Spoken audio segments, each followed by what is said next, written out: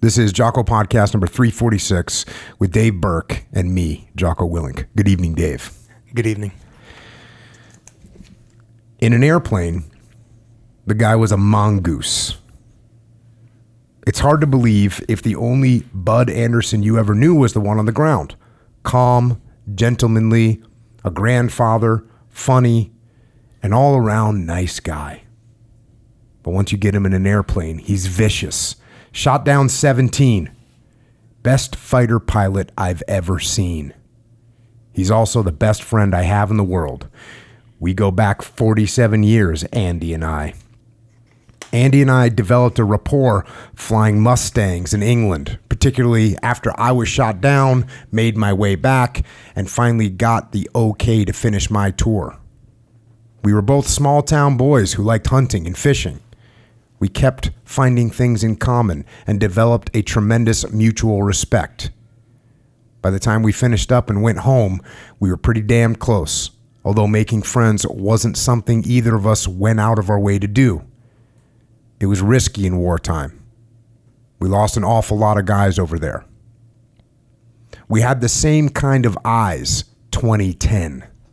We saw everything that went on in the sky before anyone else in the squadron or even the group.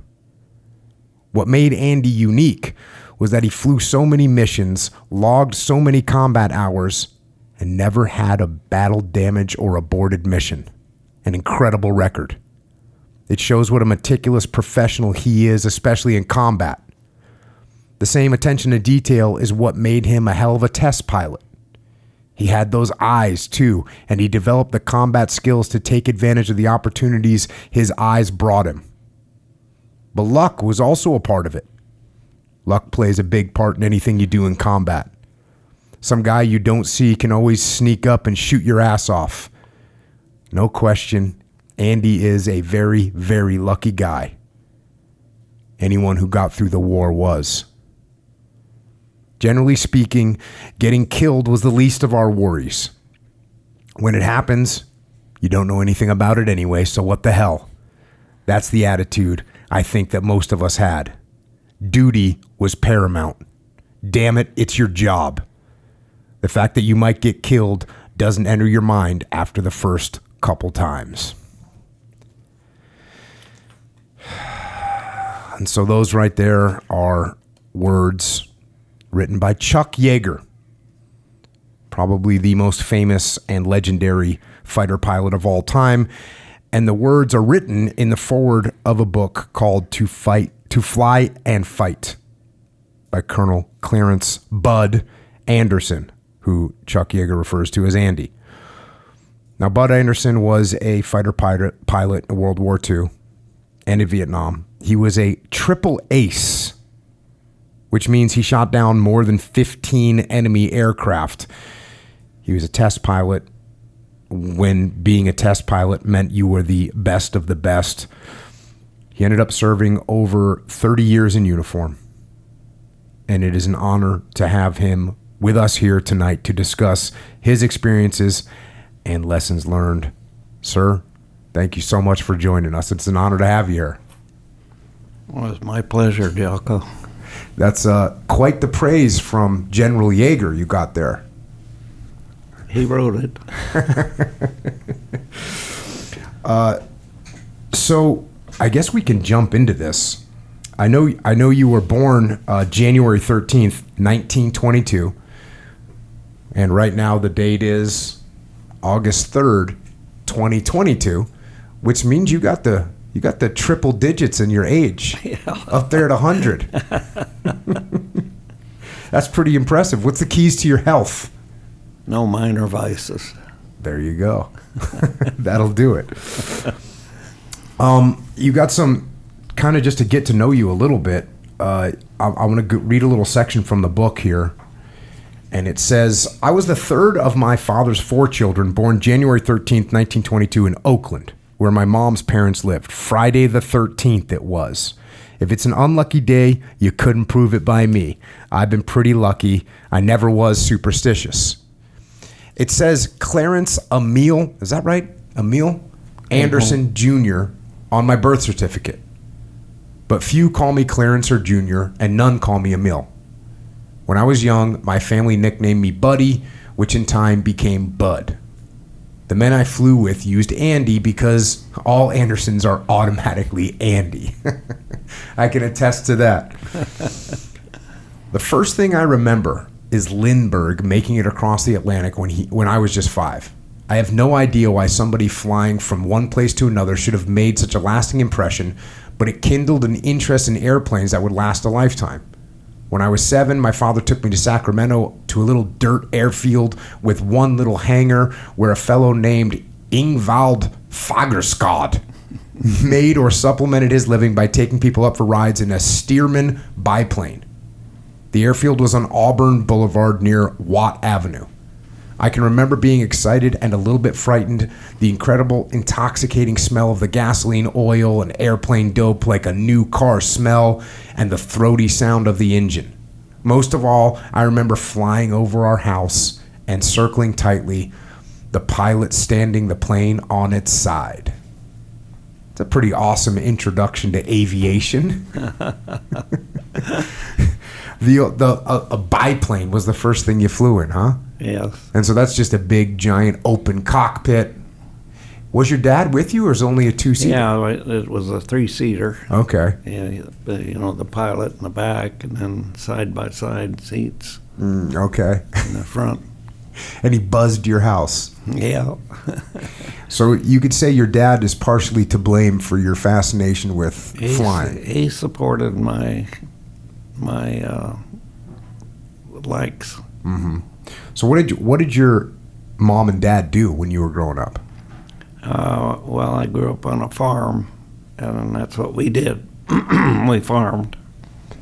And that means you were probably working more than most people work in their lives. Yeah, I had pretty heavy chores. And then later on, as the Depression hit, my mom had to go back to work, and she went and found a job in the governor's office. Mm-hmm. And she was just a typist and everything, and then worked her way up to office manager. And then it was in the old days a spoil system. So when a new governor came in, they fired everybody, and then they kept her to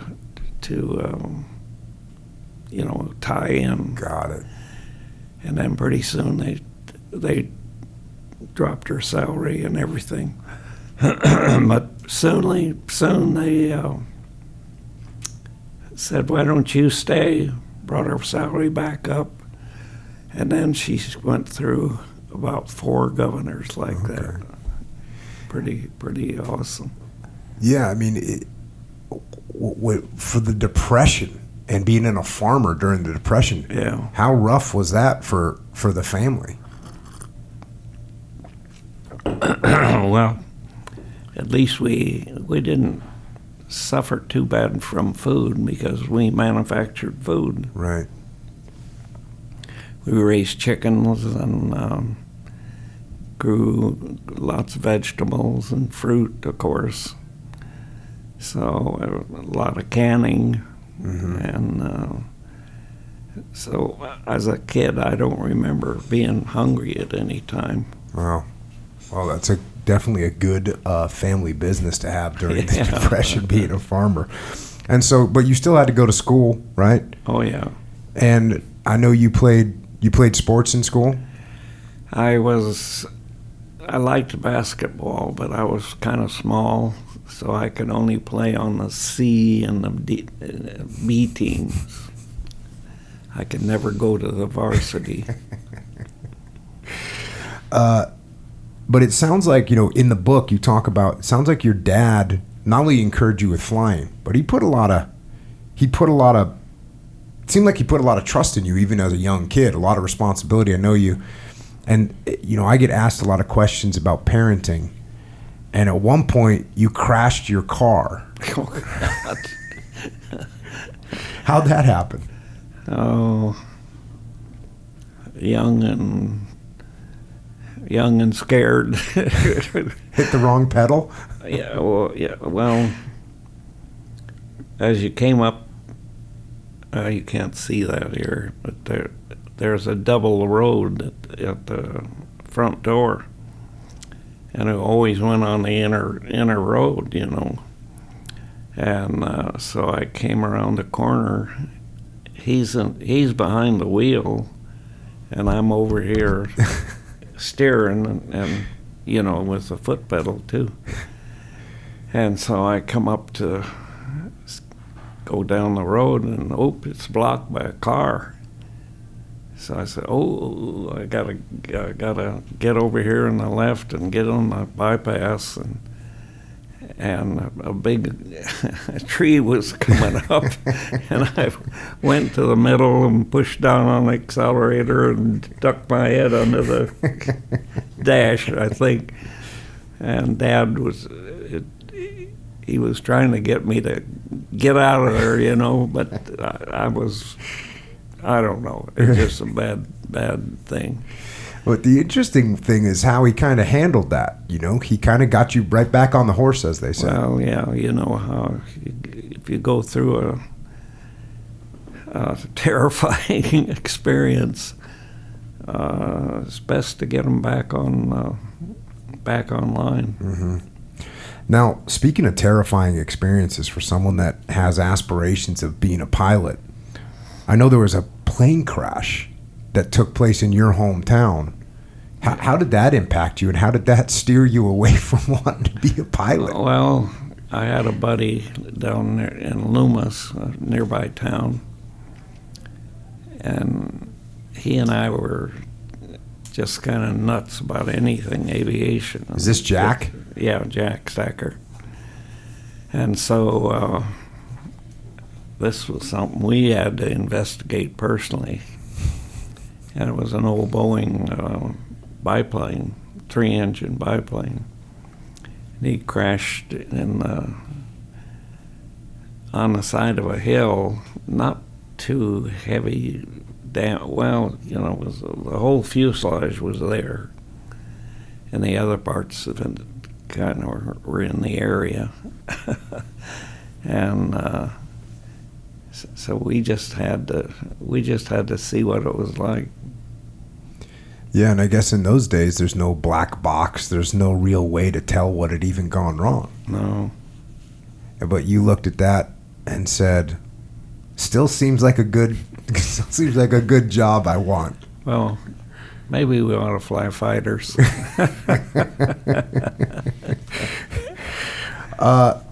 So I'm gonna and by the way, I'm gonna read some chunks of the book. The book is fantastic. Just order the book right now. It's just an incredible book with so many details in it. I'm gonna fast forward a little bit. You say, right after graduation, I was working out in the yard when a car came chattering into the drive. A fellow climbed out, extended his hand, showed me his teeth, and started telling me in a practice salesman's pitch about this trade school down in Los Angeles or someplace. He said they could teach me all about refrigeration, a good solid career, and he pulled a bunch of brochures from his bag. I'm thinking how college would have been nice, but I've got to do something. And then Dad came around the corner. We hadn't talked much about the future. We talked more about Arthur J. Lewis the several months previous than we'd ever talked about my future. But there and then, in the yard, I learned that my dad was pretty shrewd and supportive. Go on, get out of here, he told the salesman gruffly. My boy's going to college, and then he's going into the Army Air Corps. So he was convinced that this is what you were going to do. Yeah. And he was fully supportive. I think it was the other way around. Fast forward a little bit. You say there were 3 requirements for enlisting in the Army Air Corps. Beyond passing the physical, you needed 2 years of college. I figured to complete the course in June 1941. You had to be at least 20 years old, which I would be on January 13th, 1942. And you had to be single, which seemed simple enough since I had no good prospects. This course of study would qualify me, and if it turned out I couldn't fly for some reason, then at least I could fix or build airplanes.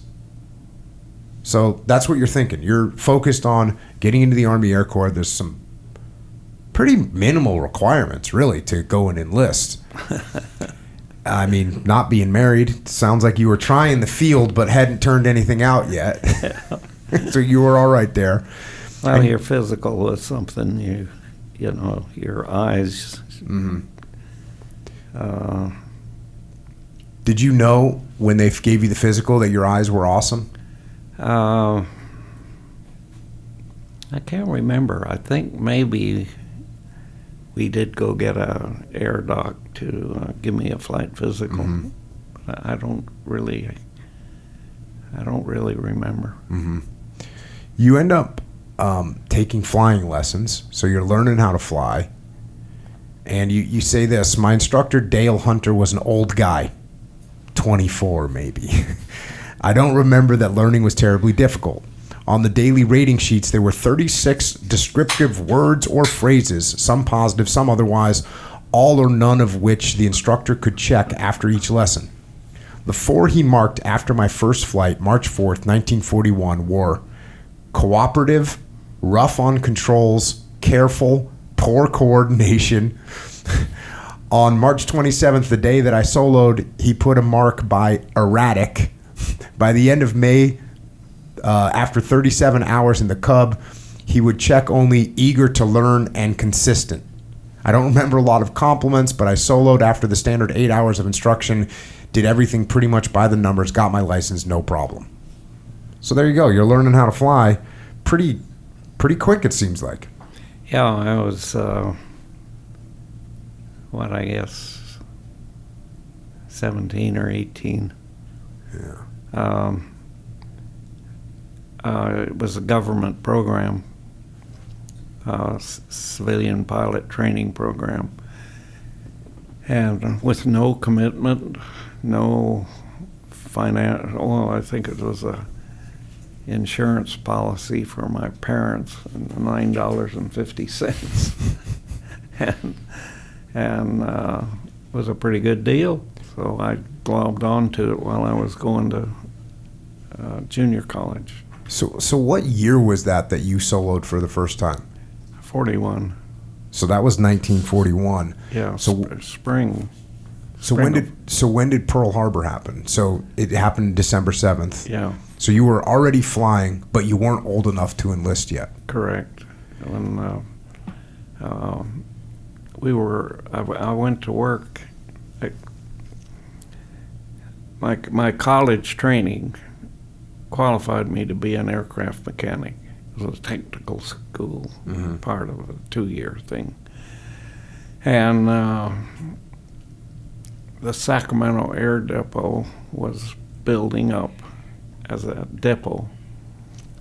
And they were hiring anybody that said they could turn a wrench, I think. They hired our whole class. And this was after Pearl Harbor, they hired your whole class? Right at graduation. Oh, at graduation. No, right okay. at graduation, 6 months before Got it. Pearl Harbor. And I can remember to this day, well, every guy, World War II guy, knows where he was December 7th. And we were working 24/7. And being the kids, young guys, they put us on the graveyard shift. And I'd just gotten on days. And I remember Sunday came around later in the day and said, hey, you, go home and come back at midnight. The Japs have just attacked us at Pearl Harbor. Mm-hmm. God, I didn't even know where Pearl Harbor was. But I knew the impact of that was, we're at war. And I was still 19. And so I had to wait 1 month. I went down on my birthday, and a few days later, I raised my right hand, and I was on my way. You say in the book, on the 13th of January, my 20th birthday, I went in to sign up. They had a recruiting office right there on base. They gave me a physical, and I was so keyed up with anticipation that they gave me the Schneider test, a blood pressure and pulse check. The doctor said I was borderline. There might be a problem. My heart was pounding away like a jackhammer. I was told to come back in a couple days, and they'd test me again. After I was accepted, I couldn't wait to tell Lloyd Geraldson, an older guy who'd been a pilot and done some barnstorming. He worked at the depot, and we often carpooled together. I looked up to him, liked to listen to him talk about flying. I told him the moment he got in the car, and he leaned back against the passenger's door and stared at me silently. Son, he said after a while, let me tell you something. You've just signed your own death warrant. That's a heavy statement. Yeah. Years later,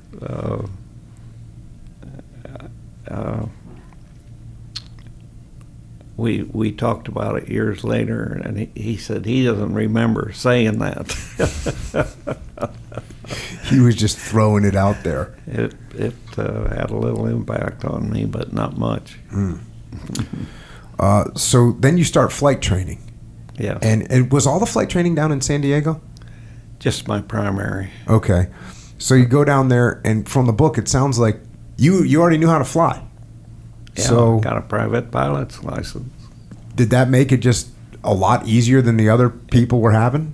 I don't remember having any trouble going through the military flight training schools. Just easy. Dave, was that you too? I did not have a license going to flight school, so I had a slightly different experience. But I know the folks that had some flight experience getting to flight school, it could actually be a double-edged sword if you brought some bad habits, but most of those kids showed up, understood things that I didn't understand, so I definitely had to catch up to the ones that had experience. Check. Was it a big deal, like being a fighter pilot? I remember my dad telling me when he was a kid that even like an airline pilot, people treated airline pilots like they were superstars, like they were rock stars. And now, obviously, that like the Dave Burke here, he grew up in the Top Gun era where everybody knew what a fighter pilot was. What was the aura around fighter pilots back then? I don't think there was too much of that, to tell you the truth. Probably just pilot, maybe. Yeah. So you guys were busy creating the aura that guys like Dave Burke would get to live off of. So you get your wings. Do you get your wings at the end of primary? No, you got to go through 3 flight schools: primary, basic, and advanced. About 3 months along. And do you know that you're going to be a fighter pilot? I mean, because you could be a transport pilot. Yeah. How do they figure out who's going to get to be a fighter pilot? Especially at that time when I went in, if you knew what you wanted to do and could convince your instructor that you'd be a good fighter pilot, your chances were pretty good of getting what you wanted. We needed, they were trying to build up from, a few hundreds of pilots to 225,000 pilots, and don't let safety get in the way of progress. And I don't think this is in my book, but a sad statistic of World War II is we killed more of our own pilots in training than we did in combat. Wow. That's definitely a crazy statistic, especially like the new generation, like Dave. Safety was number one, 100%, right? Yeah, I mean, safety is a huge thing. You did say something I wanted to ask about, though. Didn't everybody want to be a fighter pilot? Or were there guys that actually wanted to fly other airplanes? I think there was an equal number of wanted to fly multi-engine. Gotcha. And I don't know where my fighter pilot thing came from, actually. I think it was watching the Battle of Britain newsreels. Wow. And then I thought, if I'm a fighter pilot in a single place fighter, I'm responsible for keeping me alive. And I'd be the pilot, the navigator, the radio man, the gunner, the bomber, bombardier, all of those things. And then I would not have to depend on 10 crews of 10. And besides that, I thought the fighters were a little bit cooler. Well, I mean, you want to talk about building the aura of pilots. I mean, the Battle of Britain. If you're watching that thing happen and you're seeing those Spitfires and the Spitfires going out there and doing their work, that had to at least start the momentum going for fighter pilots becoming what we now know as fighter pilots. So once you do get trained, you get sent to San Francisco, and you start flying a P-39 for the 328th Fighter Group. Correct. And you're flying coastal defense. Well, I think that's just because we were there, and we were flying military airplanes, and we didn't have any coastal defense. And so, you grabbed what you had and said, okay, you're part of it. Mm-hmm. Yeah, it sounds like a job that kind of needs something for you to do, and they're not sure what. Although, Dave, you flew combat air patrols over L.A. after September 11th, right? Yeah, our squadron right at starting on 9/11, we had a mission starting that morning where we were flying missions up and down the coast. Yeah, so that's kind of similar, right? I imagine it came from not knowing what was going to happen next. We didn't have a clue. Yeah, and we stayed up all night one time because there was a report of a Japanese fleet, coming toward the coast, and it was ours. He didn't tell anybody. Oh, that's not a good sign. You ended up losing your wingman in that time frame. Is that right? Oh, yeah, I had a wingman. We were doing he was brand new, and so he was just getting checked out. And I had him on my wing, and I'm flying along. Here come a couple of Navy planes. And that wasn't uncommon. We had a lot of Navy there in the Bay Area, too. And so it wasn't unusual that we would attack each other and have a little dogfight. And these two Navy planes came by and came across us and started heading down towards us, and I waggled my wings like, "Hey, wait a minute! Don't bother me now." But that maybe waving my wings meant, "Hey, let's have a dogfight." Who knows? And so I made a pretty steep turn into him, and my new wingman, just maybe his second ride in a fighter, got in here and stalled the thing. And I watched him go into the bay. Yeah. Reflecting on that, in the book you say, dying was easy, a piece of cake. Lots of people would die. And so I suppose I began putting up walls. I knew I had to concentrate on what I was doing and block out the rest. Yeager wrote about that in his book, how he stayed away from people, didn't want to get close. I don't know that I consciously carried it to that extreme, but it came out the same.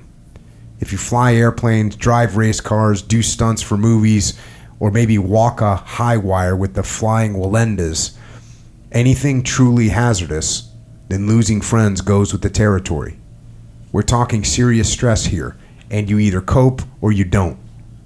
Death is a thing that you have to get used to, as cruel and hard as it sounds. From that point on, I resolved to control my emotions, no matter how hard that might be. And you got some other things that you talk about, just about being a good fighter pilot. Because you're mentioning that you got to control your emotions. You also say a fighter pilot mentality was taking firm root now. Living close to the edge sort of went with the job. Daring, audacity, creativity, flair, these things were as much a part of being a good fighter pilot's makeup as skill and sound judgment, and were encouraged within certain parameters. Sometimes, of course, we stretch those a little. The rest of the time, more than a little.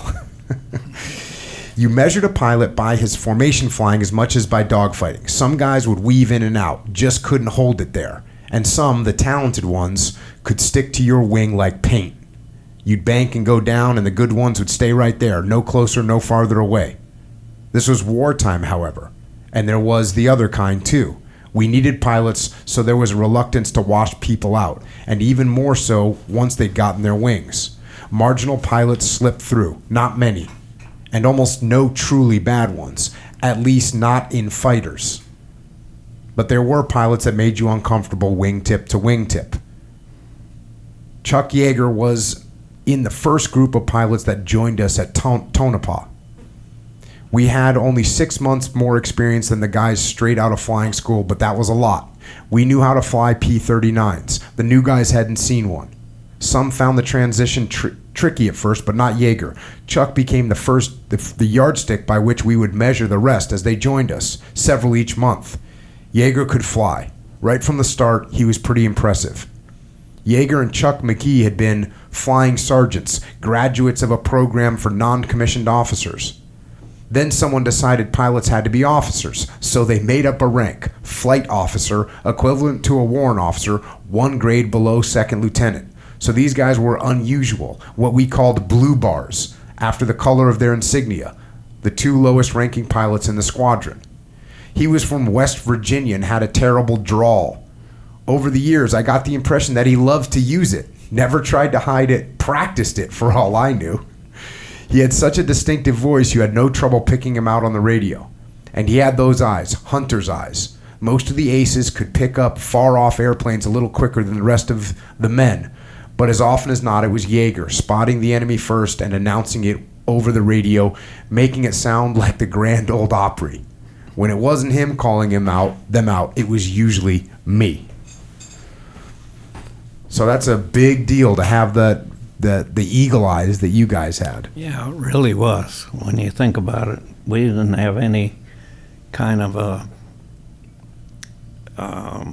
ground control, toward, many bandits at 12 o'clock, You had to see them. It was incredibly important in combat. Dave, you got good eyes, don't you?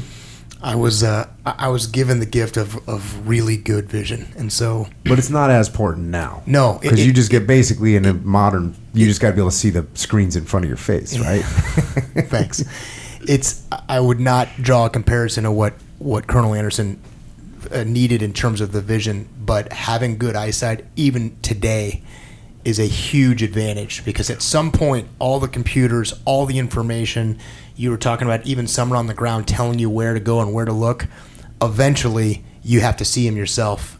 And the sooner you see him, the better, and the better your eyes are, the sooner you see him. So for me, 50 years later, listening to you describe a fighter pilot, daring, creative, stretching limits, it's the exact same way we think about it 50 years later. So your explanation is timeless for what a good fighter pilot makes. So it was really cool to read that and hear that from you. Now, you get trained up and eventually you get orders to Europe. You get orders to Europe, and again, to fast forward a little bit through the story here, and people got to get the book to get all the details. But you guys ride over to England on the Queen Elizabeth. Right. So, but it's not exactly the luxury liner that you wanted it to be, right? They pack you in there with what, 17,000 guys? Yeah, it was something like that. A division, infantry division, plus the fighter group, and it's something like that. Yeah, it's a big number. The air conditioning, I assume, wasn't great on that on that ride over. Well, it was for our GIs. They had to ride 24 hours on the open deck. They had plenty of air conditioning. And then 24 hours in the hole. Yeah. But I was a captain, so I got a honeymoon suite on the fourth floor. Nice. With 17 other guys. And you had to be, were you thinking at all about like U-boats, like getting sunk? Oh my gosh, yeah. We had not won the Battle of the Atlantic yet, and we were taking pretty good losses. Yeah. And I figured that the Queen Mary and the Queen Elizabeth had to be primary targets. You know, that there must be a ring of them out there off of New York, and which we'd have to go through. But, you know, they did that the whole war, and as far as I know, were never damaged or anything. They were fast, and they'd change course, you know, every so often. They would take alternative routes instead of going directly across. I remember we went down by the Azores on our trip to England. And so, thinking about U-boats was very high on my list. Yeah, that's got to be scary. And you know they didn't have enough lifeboats for 10 or 15,000 people on that. God, I don't know whether they did or not, but we had lifeboat drills all the time. Wow. You end up arriving in England December 4th, 1943. And I'm going to get into a little section here. You say, I don't remember when or how I learned about Jack. He'd been shot down over Germany on November 13th and was listed as missing. But I don't remember how I found out. It seems clear I had a note from my sister, but I have no memory of it. I don't recall what my emotions were, though in thinking this book through, I've tried. I'm certain I wrote a letter about it to Eleanor, saying how terribly sorry I was. But I have no memory of what the letter contained exactly. And Eleanor was Jack's wife. Like most men who've known combat, I can remember the finest detail, the nuances, what airplanes looked like in my gun sights, what I felt in the swirl of battle, what I said to people and what they said to me on certain days 40-odd years ago. I can remember silly things, the words to some Glenn Miller tunes, the first points I ever scored in a basketball game. These things are burned into me. I can summon them up in an instant. But as for things in my heart on the day I found out my best friend had been shot down and possibly killed, no clue remains. All of that is blocked out. The screen is blank. Before anyone thought up computers or knew what delete buttons were, I had one and I punched it. That was how we all managed. On December 12th, I wrote my parents. I received June's letter. Although it had been bad news about Jack, it still was swell to get my first mail here. You can imagine how I feel about it. But as long as he is just reported missing, I won't worry about him. Much later, we would learn he'd survived the bailout from his P-38, but had died in a hospital. Jack Stacker is buried in Belgium, in one of those sprawling white-on-green military cemeteries that we Americans maintain so meticulously, the crosses all in row. He was married 2 weeks before he went off to war and then never came home, like 291,130 other American boys in that war. It was just his fourth mission.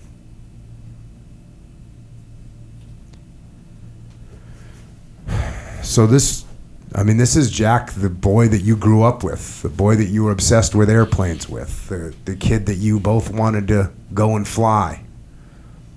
And here you are, basically almost as soon as you arrive in England, you find out that he's been shot down. Yeah. Yes. I don't know what else I can say other than what you just read. It was a blow to me, but then we knew he was in a hospital. We learned that, and so he had to have been alive. So there was some hope, and it drags on and on and on, and then you find out he's killed. It's maybe an easy way to break you in on it, but it's still a blow no matter how you slice it. Meanwhile, you guys get issued the first P51s that are going to enter the war. And tell me about that P51, the first time you got to fire that thing up. Well, I'm going to go back further than that. When we got the word, I don't think any of us had even seen a Mustang, let alone fly one. And then after we got to fly them, it was kind of a do-it-yourself checkout. We would send a guy up to the port where they were assembled, find a crew chief to learn how to start it, and then bring it back and check out the next guy. And here again, I'm one of these lucky guys. About this time, a group commander came by and says, "Hey, bud, we're gonna." They call me Andy, actually. You're going to go to the Royal Air Force Central Flight Instructor School, gunnery instructor. And take a P-51 and fly the course with a P-51 instead of a Spitfire, which is what the course was taught in. So that gave me 35 hours in the Mustang before combat, where other guys were lucky to get 2 or 3 flights. And I make that sound, really bad, but it was so much better than the P-39, and we knew it, and boy, we weren't going to bitch. But the bad thing about it was the handbooks didn't even come with the airplane. And so we're making it up. And it didn't have to be that way because the Pioneer Mustang group was already in the theater, checked out. But they just didn't have a way of passing the word to you guys? Well, I don't know why, though. Dave, what do you want to know about the P-51 Mustang? I'm trying to imagine that feeling of, and I think you described it. They didn't, quote, tell you where you were going to go, but you knew where you were going. Oh, yeah. But you left your P-39s behind. Yes. So did you have a thought that there were going to be P-51s there, or was that a surprise when you found out? Well, when I, looking back at it,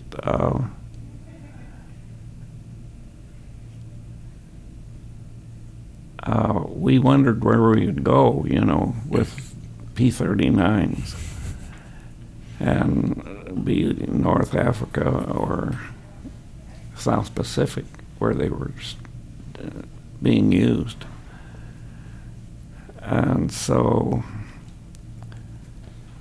we heard at the same time we're going to go to England and we're getting a brand new P51 Bravo. So that wasn't a surprise. But when we got there, not having airplanes there waiting for us was a little bit of a surprise. And so then we learned that, oh, you're going to go up to the port and bring your own airplane home. Oh, Jesus. And we thought, so once we flew the airplane, boy, we didn't bitch about a thing. It was so much better than the P-39.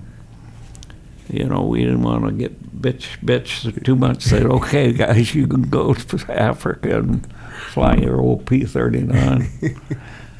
We loved that Mustang.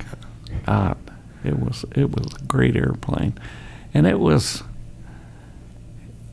a perfect airplane for the European theater. It had such long range and endurance, highly maneuverable, and just no negative things. People said, oh, well, it was liquid cooled and one bullet hole in there would ruin your whole day. Well, we didn't have many of those, believe it or not. And so even that didn't turn out to be a big negative factor. And I gotta say a thing or two here that might not come out clear in my book. The arrival of the Mustang in Europe and Jimmy Doolittle taking over the 8th Air Force made a significant impact on the air war in Europe and the eventual downfall of Germany. What was the correlation there? Okay, let's see. In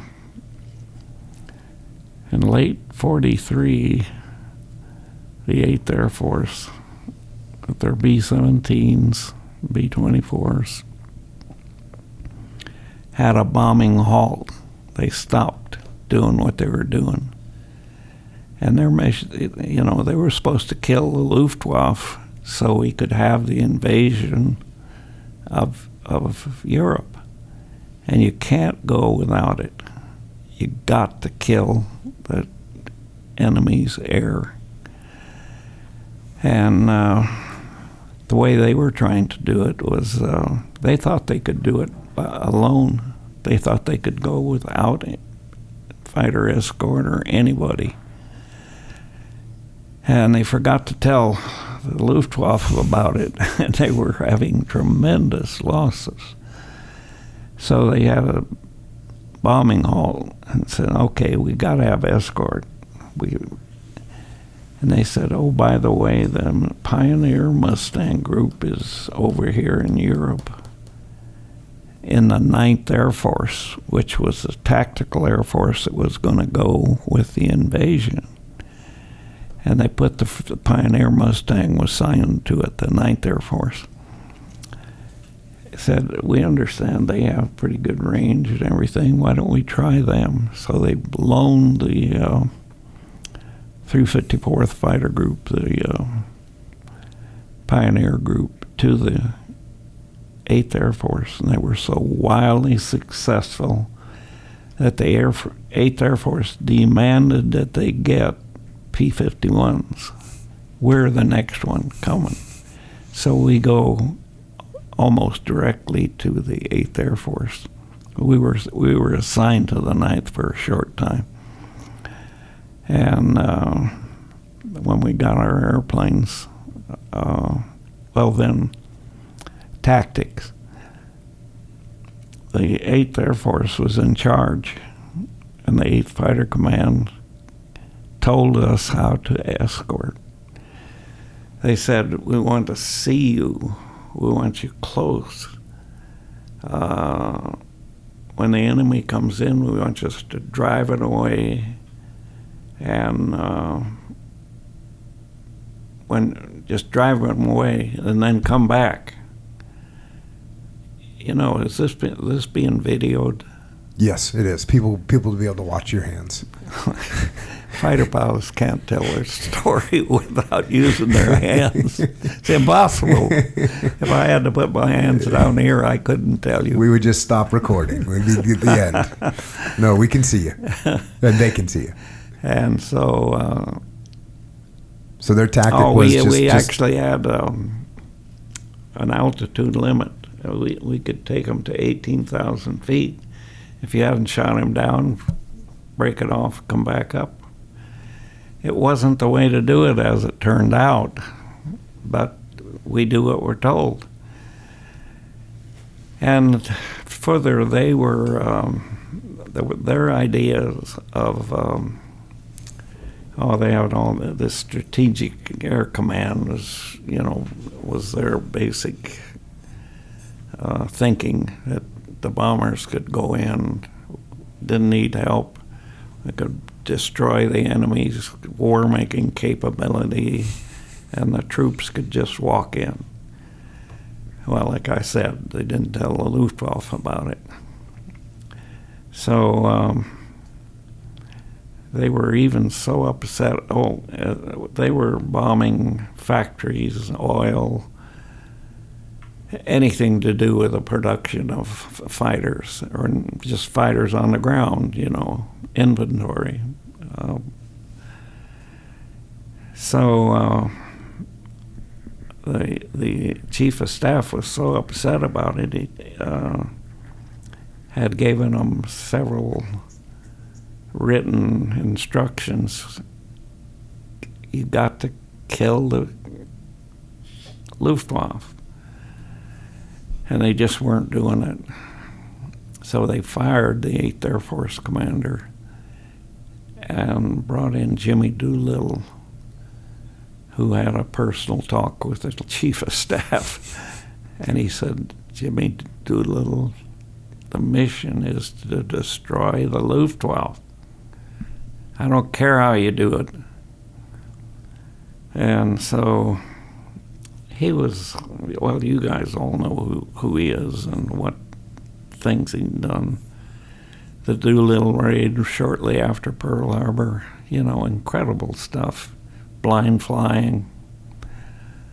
And so he was more pragmatic, and he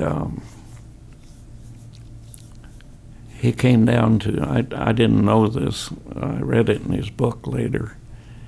He came down to visit the 8th Fighter Command headquarters, first time. And they walked through, and they had this thing over the door. The mission of the 8th Fighter Command is to bring the bombers home safely, something like that. He said, who put that up there? And General Kepner said, I don't know, it was here when I got here. And he said, well, tear it down. The mission of the 8th Fighter Command is to destroy the Luftwaffe. No more 18,000 feet.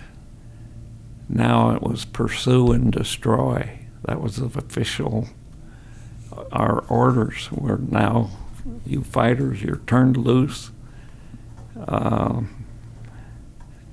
And we had felt like my first month, I guess, I was over there, was under those restrictions, and we did have the feeling that you were tied. You had your hands behind. We wanted to get into the fight. We just were all so eager. It was incredible. And what that happened, he turned that energy loose. And that's actually how we defeated the Luftwaffe. We shot down their experienced test pilots one by one. And by spring, that's the spring of 41. 41, yeah. And the invasion was was planned for 6 June. And so by May, the Germans could not put up a mass against us. When we were putting up 1,000 bombers and 800-900 fighters, maybe. That would be the maximum you'd go. We'd get those kind of missions. And when we were trying to do it at the beginning, the Germans would put up a big fuss about it. I mean, hundreds of airplanes. And by May, they could not do that anymore. And that allowed the invasion to start and led to the eventual downfall of Germany. And I credit General Doolittle turning the fighter pilots loose, his policies, and the arrival of the Mustang of having a significant impact on the war in Europe.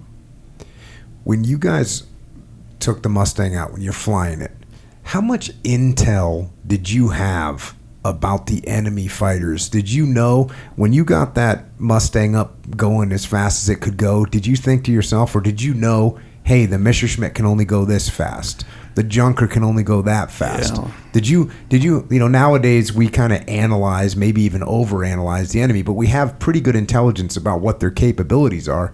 When you got in that Mustang, did you pretty quickly realize you were going to have the upper hand? Pretty soon. I felt like I learned it real quick, especially at altitude. I learned later that a Messerschmitt in the hands of a good pilot down low could give a Mustang a hard time. But I never experienced that. Fortunately, I guess. I'd like to say a little bit about the Pacific and the European theater. The airplanes in the European War were all very close in performance. 109, 190. Not the twin engine ones, you could just forget them. First guy there got the most.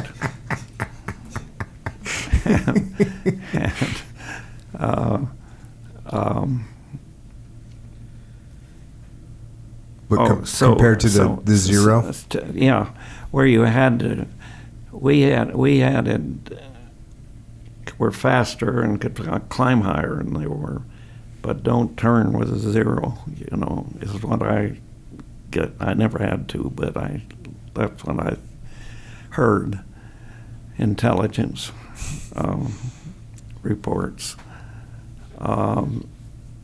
Therefore, I'd say in Europe, the pilots made a lot of difference, whereas not so much in the Japanese theater. You had to use tactics, don't dogfight. So I think that was a factor in the European War. Where was I? No, that's it. You were just wanting to point out the differences, and we have to bring up your bird. Your bird was named Old Crow. Oh, Christ. After the whiskey. Well, I tell my Baptist friends it's named after the most intelligent bird that flies in the sky. But my drinking buddies all know it is named after that bourbon. And I wouldn't call it good old anymore because it's down on the bottom shelf. It was the cheapest stuff we could find.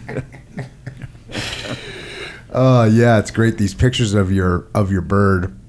you can see very prominently it's painted. Old Crow is on there. Everybody knew who you were.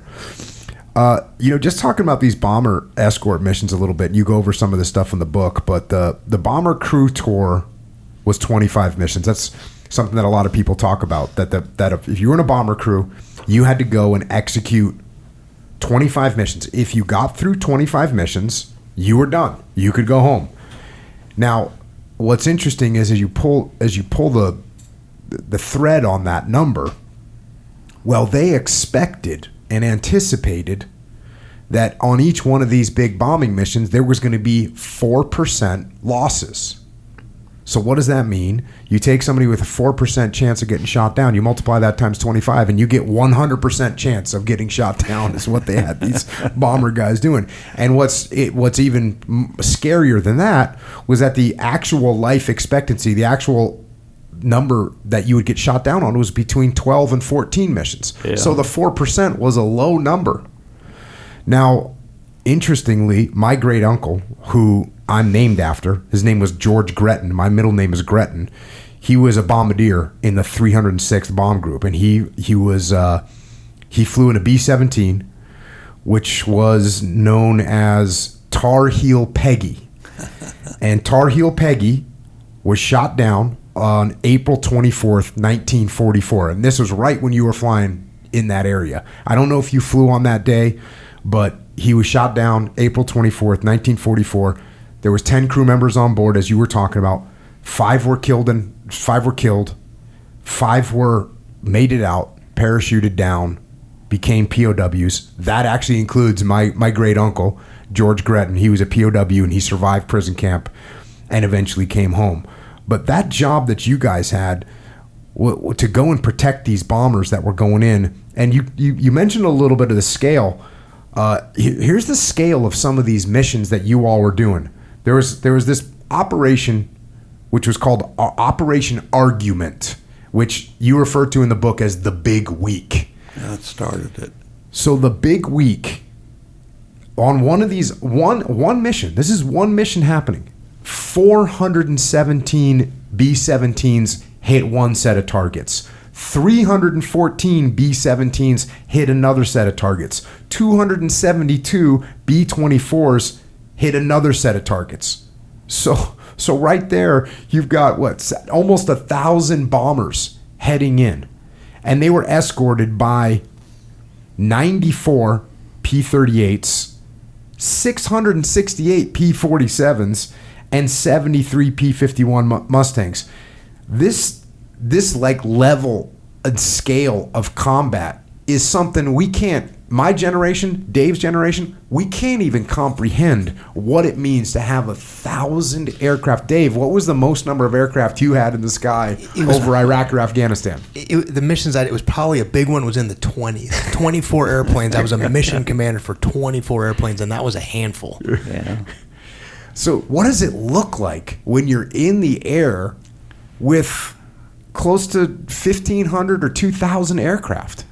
Well, the bombers would go in. They'd take off real early in the morning, assemble, and then get lined up and all start climbing at the same time. And especially in the winter or cold temperatures up there, we'd leave intense. What the hell am I trying to think? Oh, like trails? Contrails. And they would last, they were long and last. Sometimes we made our own overcast with all these things. Then the fighters joined them later. We could see them. We could see them for 100 miles, We get up on top of the last overcast, and so we had a heading, and you'd arrive up there, hopefully at the proper time. But if it wasn't, you remember on the tails of the B-17s, they put these big letters. Mm-hmm.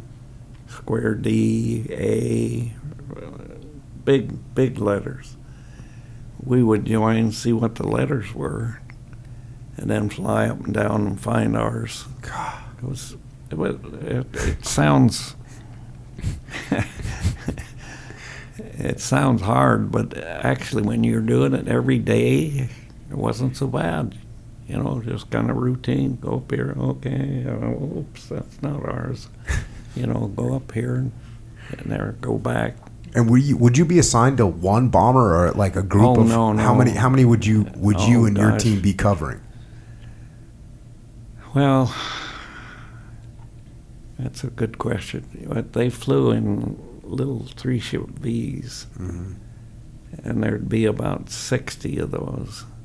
60 more, 60 more, 60 more.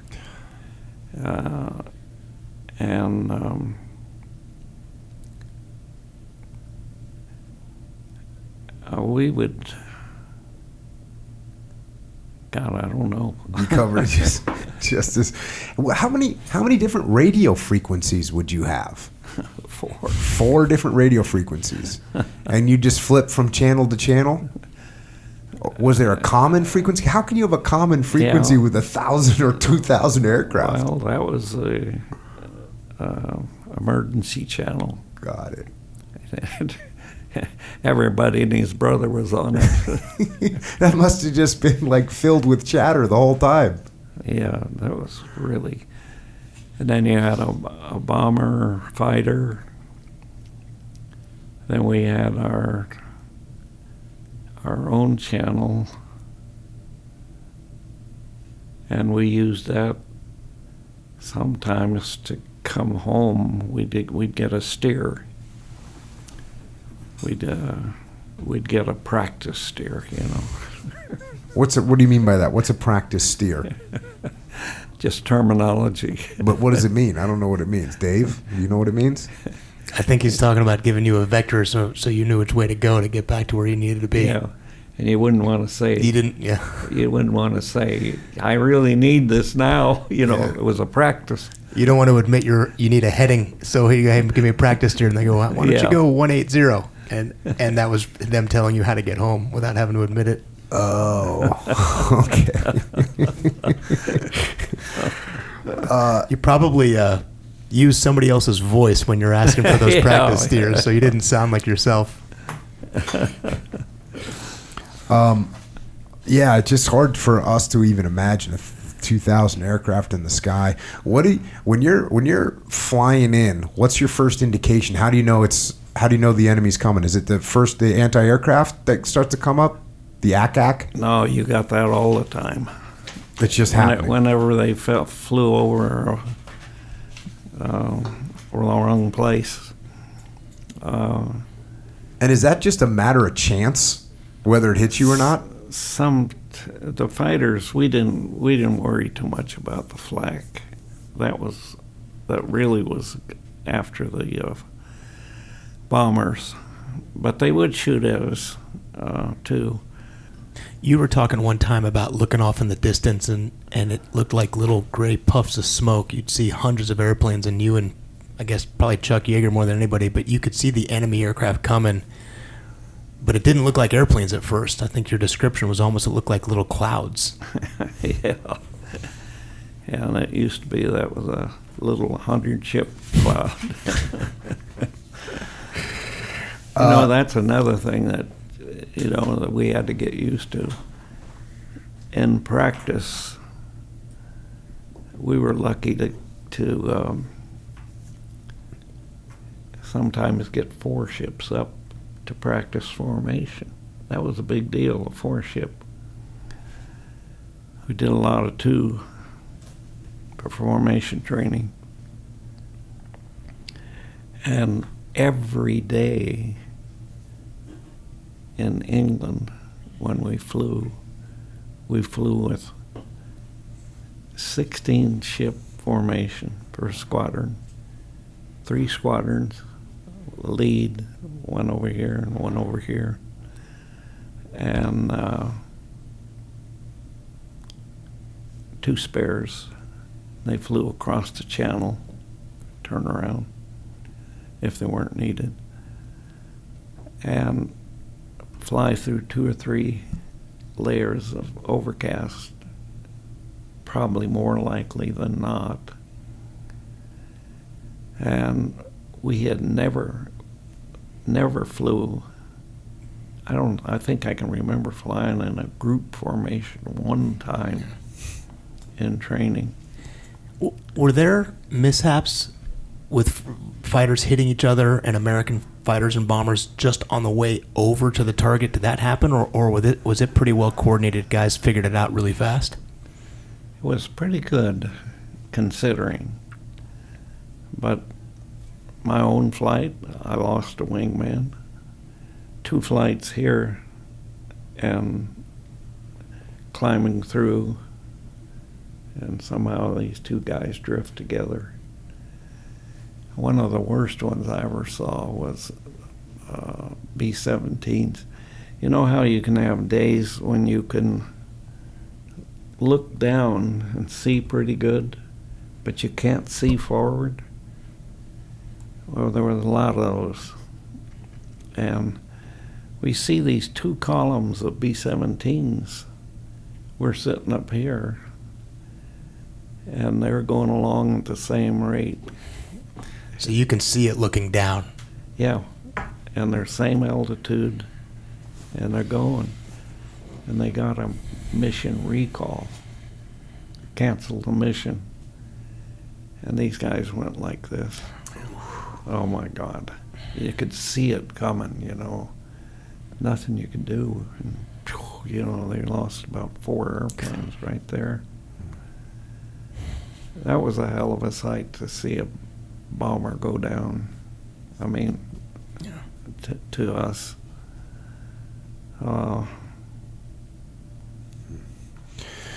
You going to the book here a little bit, and when you're now flying, you say, we were fighter pilots. Flying the damnedest, fastest, most lethal airplanes anyone ever dreamed up, the forward line in defense of the entire free world. We were 22 years old, give or take 2 years, and carrying the entire war on our shoulders, and doing a pretty good job of it, too, to judge by what the newspapers told us. We were winning the fight and developing egos that would make Mussolini look humble. We weren't like other people. At least not in our own minds. We were bolder, braver, smarter, more spirited, better. Our eyesight was keener, our reflexes quicker. We were risk takers too, who worked and played hard. We were confident, self-reliant, able to stand on our own, and proud of it. Most of all, we were motivated, aggressive. Only the fittest and most competitive survived the training, and then the deadly winnowing out imposed by our last and best teacher, the German Air Force. I was no fighter by nature, at least not with my fists. I can count the fights of my youth on one hand. But I enjoyed competing, and racing cars or dueling with airplanes was a way of compensating for my slender build and testing myself against anyone. I enjoyed combat, which is not quite the same thing as saying that I enjoyed killing. Combat was exciting, addictive, a test of our mettle and manhood, a crucible in which men became a cut above the ordinary. We thought we were that, and we were encouraged to think it all through our training because we couldn't have done what we did without thinking it. Why else would they have let us fly under bridges and buzz people's houses? It took a big ego to fly to Berlin with anything resembling enthusiasm. We were never afraid, most of us anyway. I truly believe that. Scared sometimes, you'd have to be stupid not to be. Concerned, respectful, but never afraid the way a little kid is afraid of the dark, or the way you might fear some dark alley knowing something is there, waiting for you. We were so young. I suppose we just didn't know any better. Combat is like a near miss in an automobile. It happens, and you react instinctively to it, and later on you might say, phew, that was close, and your fingers might tremble a little. But while it's happening, you don't pause to assess it and say, my God, I'm going to die here.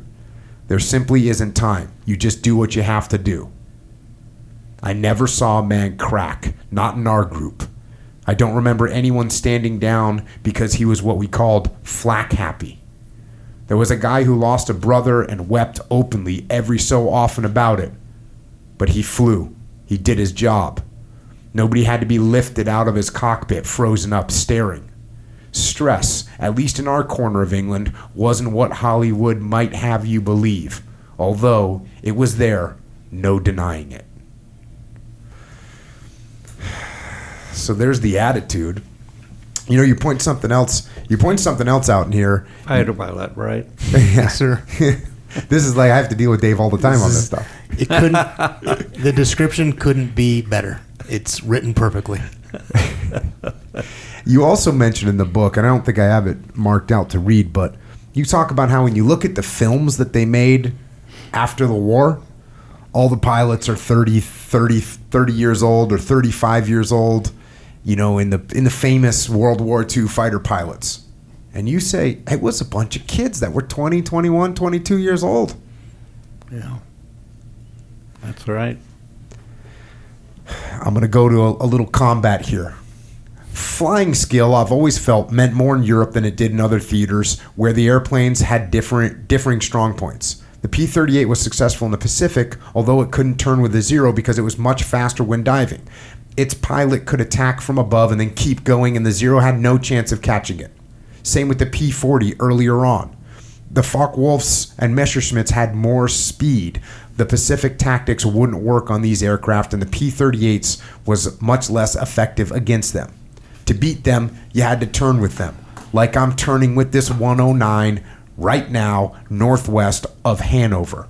We're flying in interlocking circles, but on differing planes. Descending, we pass one another once, twice, 3 times at ridiculous angles, with neither of us in a position to fire. I feel like I'm gaining, but not very much, and I'm excited and impatient and getting terribly frustrated that I can't get a shot. I've worked the angle down to where our paths are crossing at 40 to 60 degrees. What you want ideally is 0 to 10, with the enemy either moving almost directly away or coming almost straight at you. Anything over 30 degrees, it's almost pointless to shoot with a fixed sight. Of course, these same numbers, this same geometry problem, are probably running through the mind of the Messerschmitt pilot. I'd been considered a rather good marksman in the P-39 and T-6 at both our gunnery school and later at the RAFs. Now I've flown 9 missions, triggered my guns only once and still have no kills, but I'm cocky enough to try something bizarre. I decide to pull my sights through the German, keep pulling my nose up until I can't see him, then fire, hose him, and hope against all odds that he flies through the stream. What the hell, worth a try. I pull up and fire off a quick stream of tracer as he disappears underneath me. And another for luck. I ease the stick back and he flies back into my view. Hot damn, he's spilling coolant back into his slipstream. I got him. Got a goddamn golden BB on him. Punctured his radiator or severed a coolant line. Got my first kill.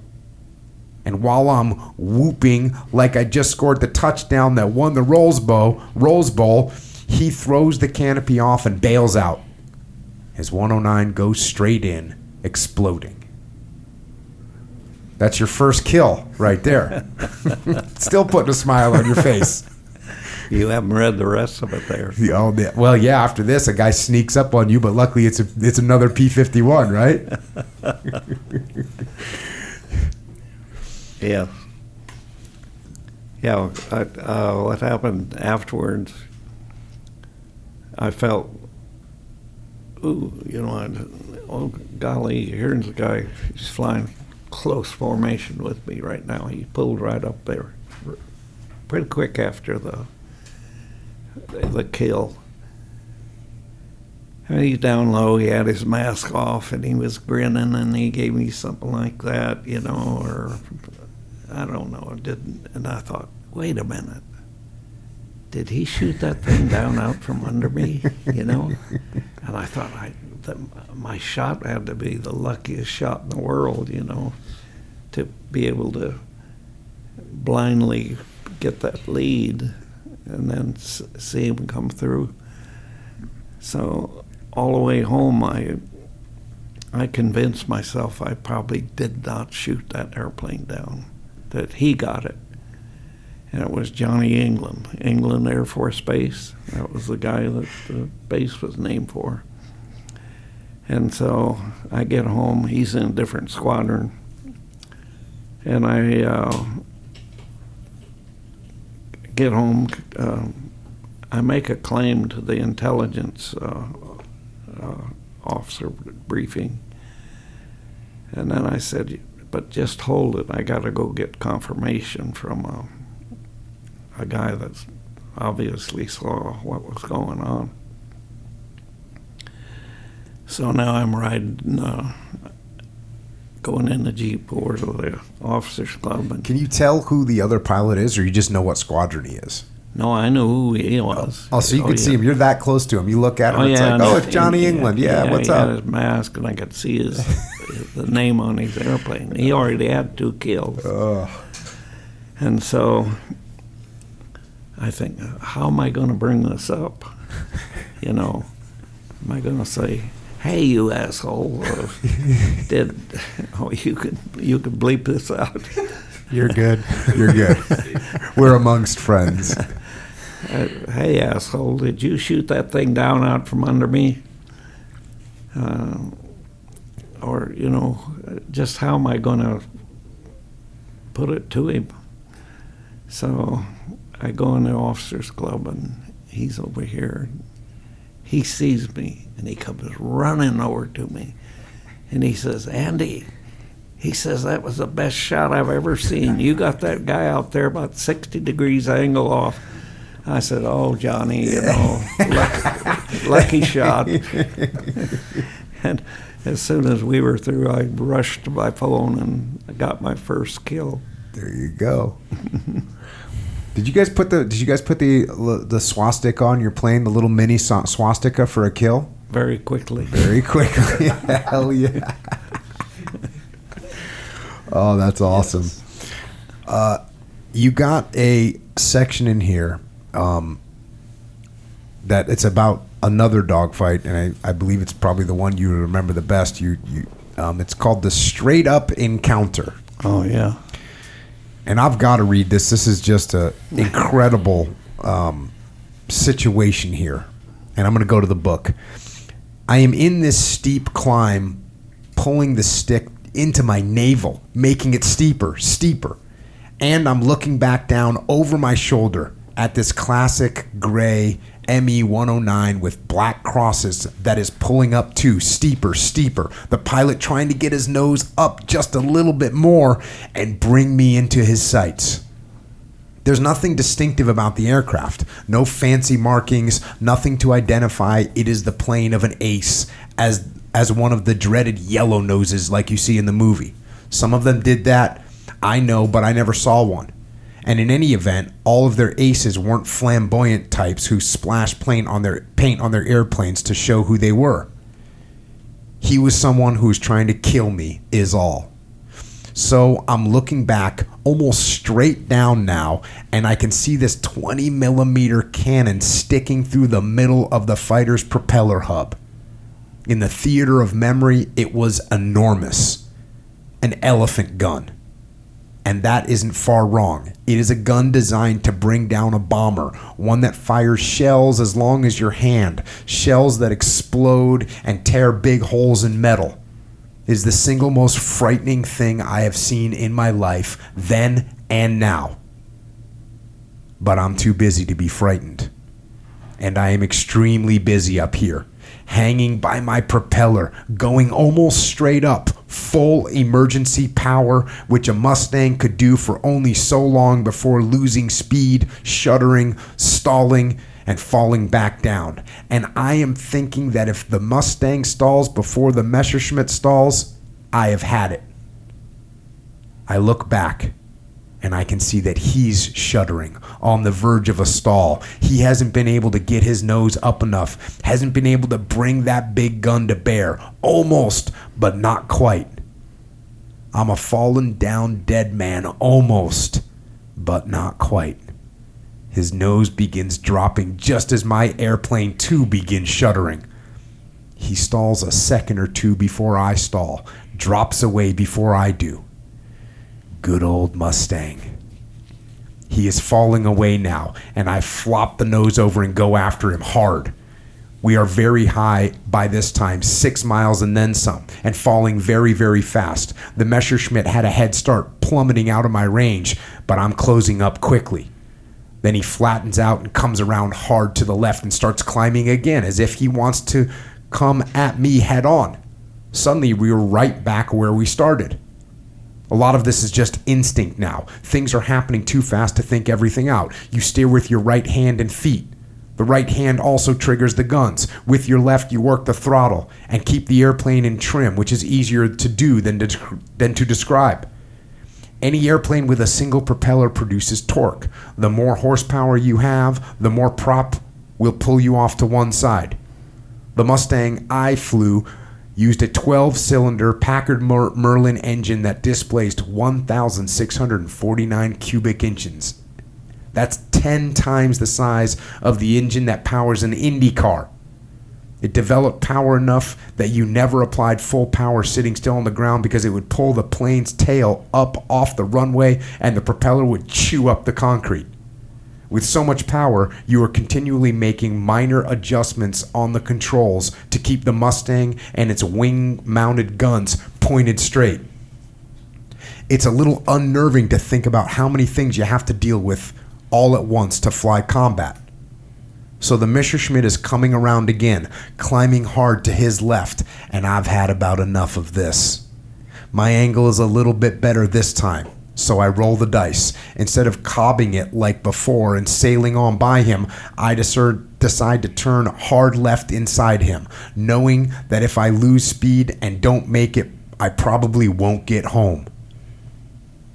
I pull back on the throttle slightly, put down 10 degrees of flaps, and haul back on the stick just as hard as I can. The nose begins coming around, slowly. Hot damn, I'm going to make it. I'm inside him, pulling my sights up to him. And the German pilot can see this. This time, it's the Messerschmitt that breaks away and goes zooming straight up, engine at maximum power, without much alternative. I come in with full power and follow him up, and the gap narrows swiftly. He is hanging by his prop, not quite vertically, and I am right there behind him, and it is terribly clear, having tested this theory less than a minute ago, that he is going to stall and fall away before I do. I have him. He must know that I have him. I bring my nose up. He comes into my sights, and from less than 300 yards, I trigger a long, merciless burst from my Brownings. Every fifth bullet or so is a tracer, leaving a trail of thin smoke, marking the path of the bullet stream. The tracers race upward and find him. The bullets chew at the wing root, the cockpit, the engine, making bright little flashes. I hose the Messerschmitt down the way you'd hose down a campfire, methodically, from one end to the other, not wanting to make a mistake. The 109 shakes like a retriever coming out of the water, throwing off pieces. He slows, almost stops, as if parked in the sky, his propeller just windmilling. And he begins smoking heavily. My momentum carries me to him. I throttle back to ease my plane alongside, just off his right wing. Have I killed him? I do not particularly want to fight this man again. I'm coming up even with the cockpit, and although I figure less I know about him the better, I find myself looking in spite of myself. There's smoke in the cockpit. I can see that and nothing more. Another few feet. And then he falls away suddenly, left wing down, right wing rising up, obscuring my view. I am looking at the 109's sky blue belly, the wheel wells, twin radiators, grease marks, streaks from the guns, the black crosses. I am close enough to make out the rivets. The Messerschmitt is right there, and then it is gone, just like that, rolling away and dropping its nose, falling almost straight down, leaking coolant and trailing flame and smoke so black and thick it has to be smoke or oil.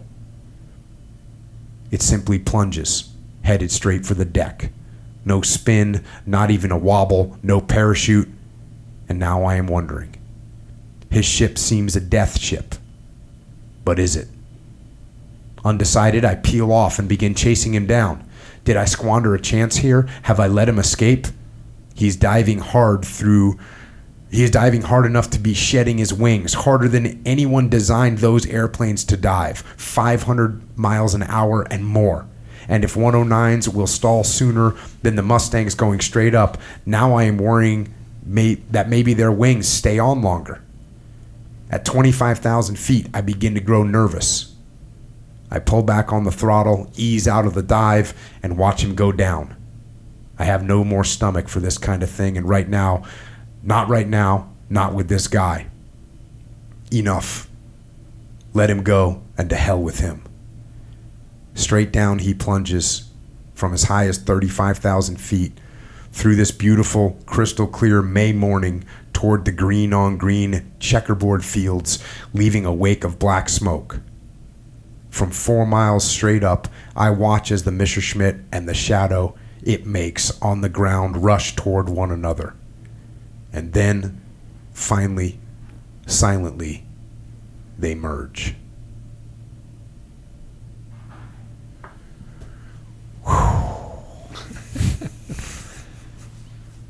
I think I just found a guy for my audio book.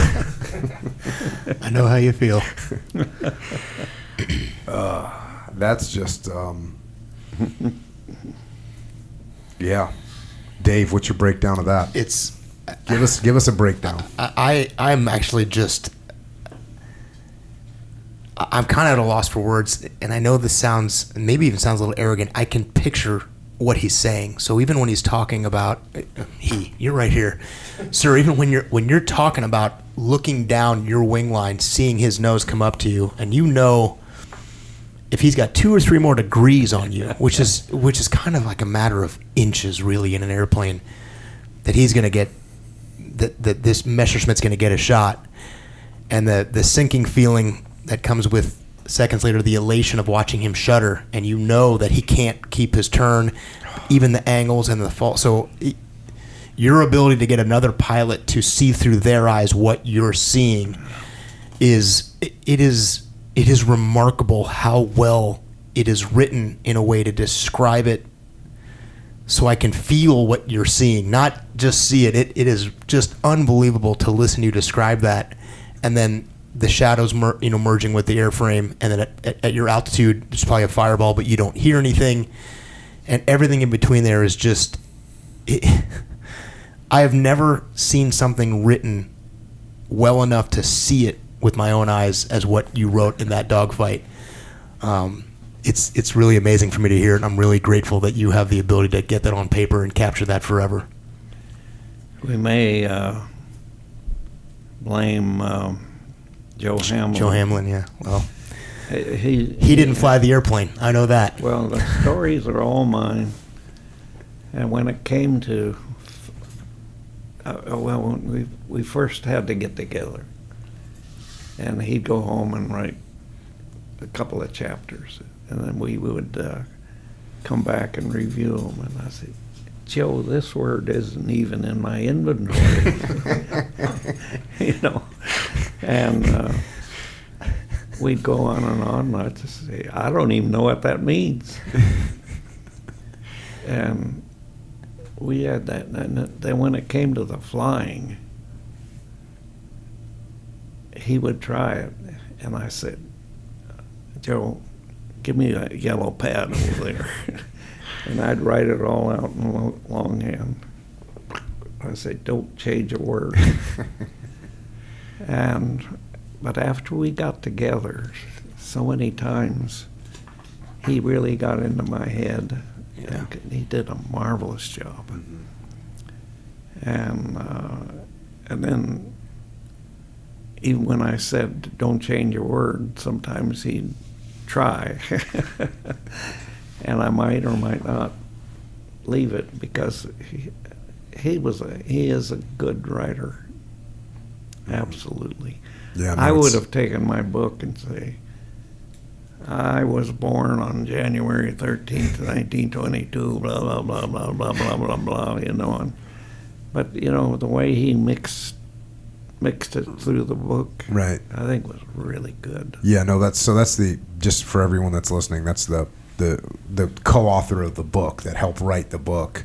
Joe Hamlin did a great job. When you're looking over your shoulder at this Messerschmitt, and he's starting to stall, so you can see the plane start to kind of shake. I said I see him shudder, Right. but I don't think you can see it shudder. Shudder's a feel in the airplane. You know, you feel. But there's some visual thing that's going on that you go, he's not going to make it much further. He got sloppy. There You know, and that's the beginning of a stall. And you can probably sense when you're about done going up too. So you knew that you were close. Well, yeah, and then we reversed. And then when you're shooting that aircraft, you have to make little micro adjustments with your nose to get, like you're saying, you hose it down like you would a campfire. So you're making little tiny adjustments to kind of sweep up and down on that aircraft with your maneuvering. Yeah, maneuvering is just a little bit of rudder. Yeah. Small amount. You had to keep it in trim. And when I mean in trim, keep the ball centered. If you had a ball off, then you're shooting it, and the airplane's over here. Mm-hmm. You can't. Oh, so this makes, whereas normally you could get away with having trim be off a little bit because you're still just maintaining some kind of a bearing. But in this situation, if your trim is off a little bit, your gun's pointed in the wrong direction. Might be, you know. And you're making these constant micro adjustments. And I actually, that's a part of the book that I didn't quite go into, the level of detail that you have to do to keep that trim. But I failed to understand why that's so important in a gunfight when you have fixed sights. Because, like, if you're flying an aircraft, I mean, I've taken off in small airplanes before where there's a strong crosswind. The plane is going. If you look at the heading of the plane, it's like 10 degrees off the direction you're heading. But you're still going in the right direction. So if you do that with your gun, that's going to be a problem. So you've got to keep that thing perfectly trimmed all the time. Dave, you didn't have to do any of that, did you? He had a computer doing all this for him, sir. Well, we got the early computers. You had it harder than I did because in a jet, moving the throttles in a jet doesn't change your trim. Every time you move the throttle in a propeller, you change the torque. Every movement of a throttle, and I have a little bit of propeller time. I learned to fly in a propeller airplane. Every time you move the throttle forward or back, you have to adjust the rudder trim. So when he talks about the ball, we called it stepping on the ball, which is literally a little gauge that has a little white background and a little black floating ball that would tell you if your nose and tail are aligned. It'd be like pointing a gun with your wrist cocked in one direction or another.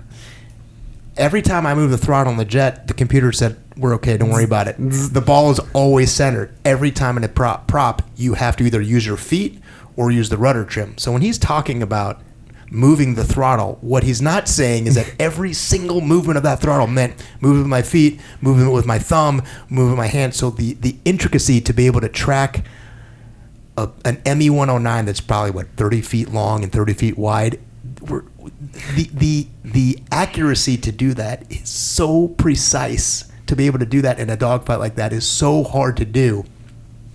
I got the colonel here who's like the humblest guy in the world saying Joe's a good writer, which I know he is, but he didn't track that ME-109 with his P51 the way that you did. So I still it's remarkable that you're able to capture that, and I'm trying to do justice to how difficult that is and how intricate that physical movement is in your airplane.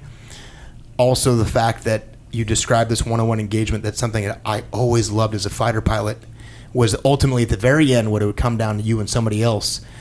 But what's hard for me to really truly grasp is that there's a war going on around you. You weren't the only two airplanes in the sky at that time, so your ability to compartmentalize and focus on this one airplane as part of a much larger thing going on is, to me, equally as remarkable. And the thing is that what we call situational awareness, you have to do that. You have to know. And I've got a real good example of when we were doing a dogfight. I saw a shadow, and when we were through, I said, "Hey guys, you see anything, shadow or anything?" No. Okay, come on down and get lined up here. I knew it was going west, generally speaking, and so I go along here. Pretty soon, we come up and I see the shadow again before I can see the airplane. And it was a bright, sunny day, and it was a green on green camo. And if it had been hazy, I never would have seen him. And so I come up, and it's a Heinkel 111K. Poor guy. All obsolete Battle of Britain bomber. And we had a gunner. We silenced the gunner, and we got both engines smoking. And so I scored I went back over here from this side to that side, and I'm scoring them as they shoot. So that's how you get a quarter of the kill. Share the whole thing with them. And my number 4 guy is a new head, new inexperienced guy, and he fired every round on one pass. And you could imagine where the bullets were going. He burnt the barrels out, And we only had 30 seconds of gunfire. Yeah, that's not much. I know. He come home a couple of times with no ammo. How many seconds did you fire at that Messerschmitt in the straight up encounter? 3, 4, 5 seconds, something? Yeah, something like that.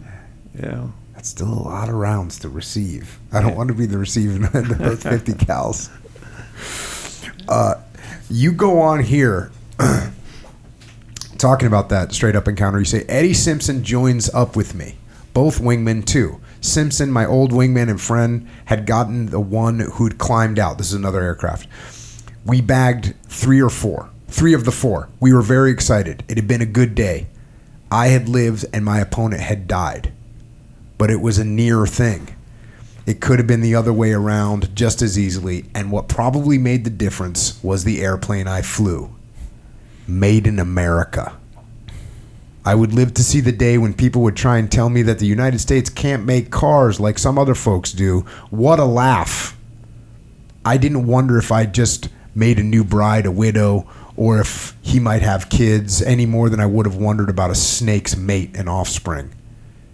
I may have given some thought to how many of my friends he had killed, or he might have killed in the future, or how many bombers he might have shot down had he lived. But that's as far as it went. From what I could tell, he hadn't been overly concerned about me. People ask about that all the time. People usually ask it hesitantly, as tactfully as they can, but they ask it. Did I wonder and worry about the mothers and children and wives of the men I shot down? Did I carry any guilt or regret? No. Not then and not now. World War II was a total thing. Us against them. When being against them was unquestionably the right thing to be.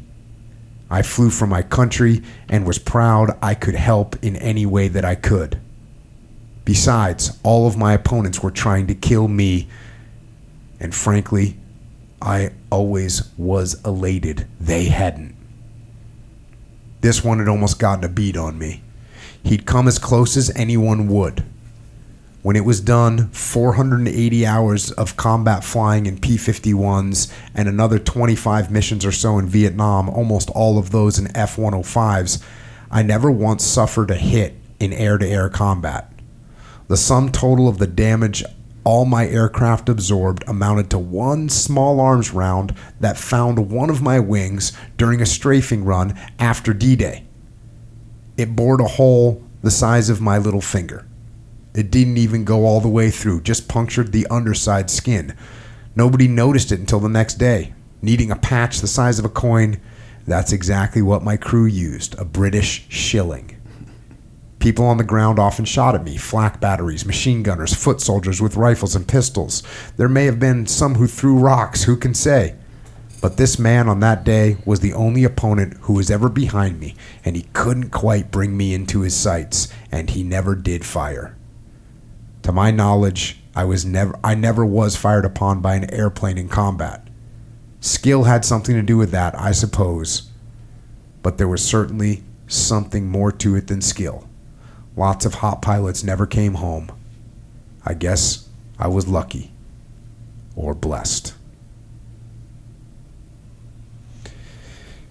Yeah, that American-made P51 was just next level in the sky, huh? When you guys were getting that thing, it must have seemed like, a lot of times for me, I grew up the P51 was like an antique, right? It was like an antique thing. But for you guys, this was like a piece of the newest technology imaginable. Yeah. Just an incredible bird. I mean, Dave, that's like you getting into an F-22 or an F-35 for the first time. It is. I can't imagine, certainly the prominence of that airplane, but it had to feel good to know. And I fully appreciate, and I'm so glad you wrote about it. What it always came down to was the man in the cockpit. That's the ultimate factor. But it had to feel good to know you were getting into an airplane that was going to level the playing field or give you an advantage over what the Germans had, so you didn't have to mitigate the deficiencies of that P-39 or something else. That had to be a confidence builder to say, if you want to go fight me 1-to-1, in up, down, left, right, any environment, this airplane will be just fine. So that feeling of getting into that P-51, knowing you're going to war, had to be a lot better than what you might have been flying in anything else. And I felt that when I got in my first flight in an F-22. Oh, I felt like I'll fight anybody, anywhere. How did that happen? How did you, being a Marine, how did you do that? If I can steal a line from your book, I was very lucky. A lot of timing, a lot of just good fortune, a lot of things just aligned, right place, right time, need, requirements, qualifications, and at the end, it's really hard for me to take credit for being the only Marine that's gotten to do it, but I was very lucky. You're the only Marine that got to fly the F-22? Ever. and the F-35? There's Marines that fly F-35s. Yeah, I was the first Marine. Only Marine to ever fly the Raptor. First Marine to fly the F-35B, as operational. How'd you get in the Raptor? Short version of a long story. The Marine Corps was going to buy F-35s. It's a whole new airplane. They didn't know how challenging it would be to go from old to new. We hadn't done it in 30 years. The Air Force had just introduced a new fighter called the F-22 to replace the F-15.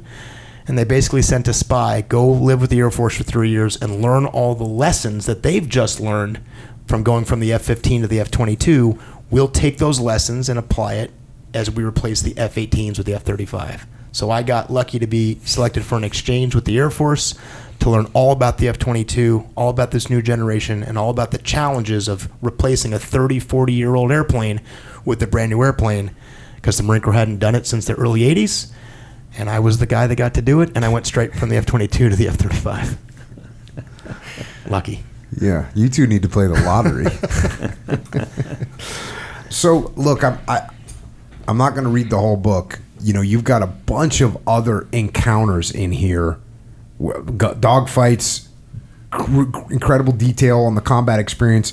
You end up with 16 kills. 16 and a quarter. 16 and a quarter. That's right. Don't let me leave off that quarter. What was the quarter for? Was the quarter for that one that you just described? Yeah. So there you go. You got a little bit of that one too. You end up with 16 kills. You fly your last mission with Jaeger. You guys are out there together. Okay. And again, people, get the book. It's incredible. Get those details. But I'm going to go back. I'm going to skip forward a little bit here. And you say, I hadn't intended to get married. It just kind of happened.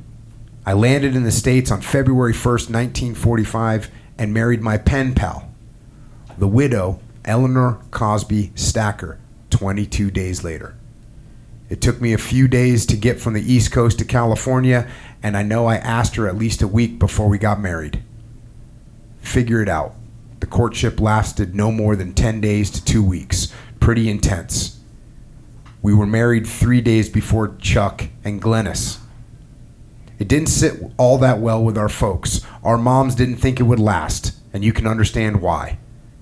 After we've been married about 20 years with our 2 kids almost grown, my mother poured it all out to Eleanor. She told her, "I thought you'd run home to Mama at the first sign of trouble.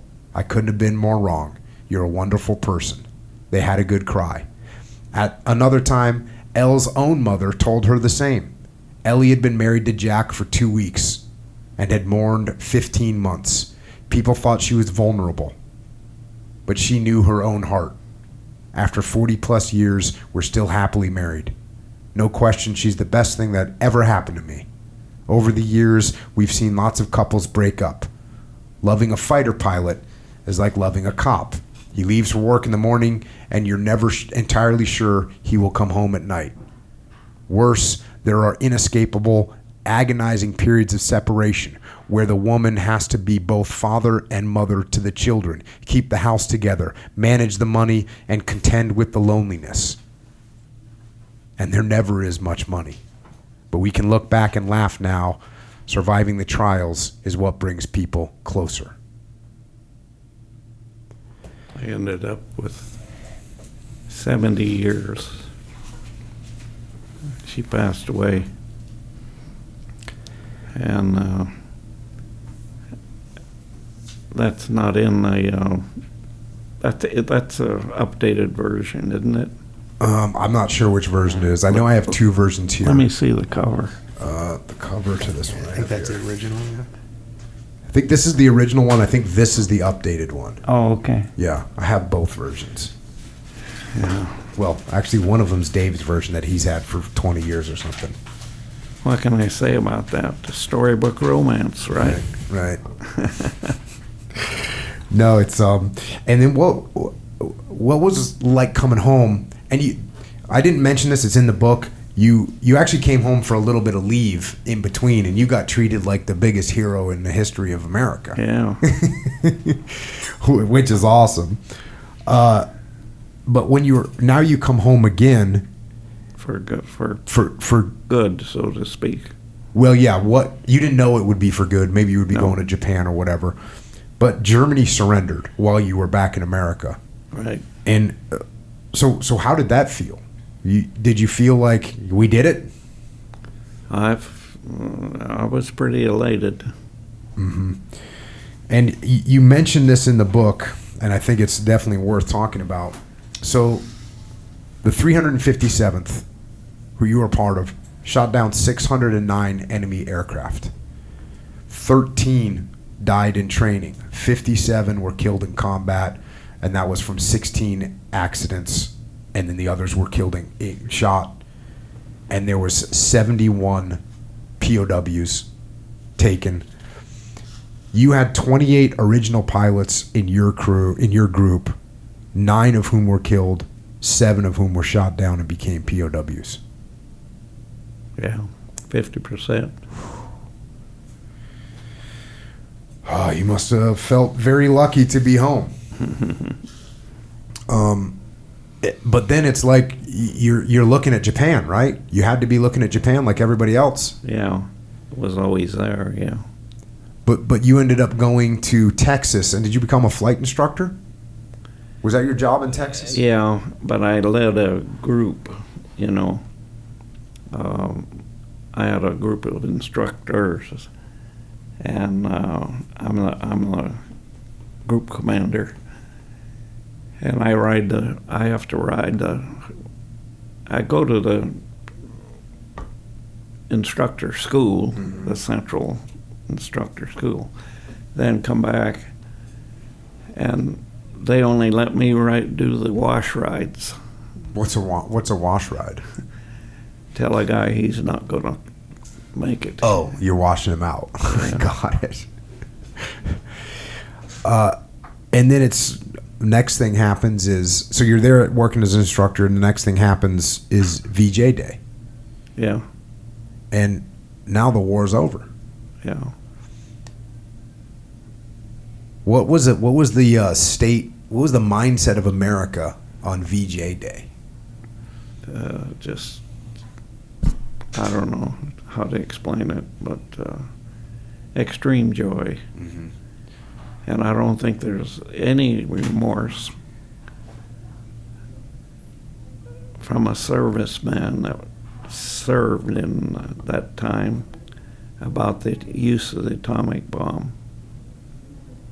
And I really, Truman, and he did a good job. Yeah, yeah. No doubt about that, and especially when you hear the stories from the guys that fought in the Pacific on the ground against the Japanese. I mean, it was going to be absolutely horrendous if Yeah. we had to go into mainland Japan. Yeah, and you know we know they were training their kids and the women to fight with sticks and hide in caves, and we would have just wiped them out. Mm. Yeah. We would have killed more Japanese than Americans. Yeah. So now that the war's over, you go and become a recruiter, go on recruiting duty. Yeah, everybody's getting out. Yeager becomes a test pilot, and it seems like he eventually recruits you to become a test pilot. Well, he got me an interview with the head of the flight test. You got a cool section in here during these test pilot years. Scary, and I kind of wanted to bring out the fact of what it was like being a test pilot, because it was risky business back then. This section here, you say, on April 24th, 1953, we took off and rendezvoused with the B-29 and a couple of chase planes at 25,000 feet. In the chase aircraft were Jake Knight and Bill Ross, the pilots scheduled to join John on the project. I moved in on the B-29, hooked onto its wingtip, and again, the dash panel light remained dark. No power. Damn. Thoroughly frustrated by now, I disconnected, moved away from the mothership, and Davis moved in and hooked up. So this was what you were trying to do, what we were trying to do as a country, was get a way to make the fighters be able to support the bombers longer, and they devised some kind of system where you could actually take two fighter planes and hook into the wings of a big giant bomber that has a bunch of fuel, and it would kind of pull you along. Well, that was one concept that people latched onto, but the basic program was a theory by this German engineer that we brought back from World War II to work at Wright Field. And he theorized that you take a bomber, if you could put a wing extension out here, just a wing extension, and you had some way of controlling it, you increase the aspect ratio, and that gives you longer range. And so they wanted to do it in a wind tunnel, but they didn't have the priority and all that stuff. So I said, well, let's try it with airplanes. Well, that was okay, except we haven't done that before. And so that's why we developed a program with the C-47 and the little Q-14, and with a simple locking mechanism, like back into it. Mm-hmm. and then the drag would hold us. It was a beveled ring. Mm-hmm.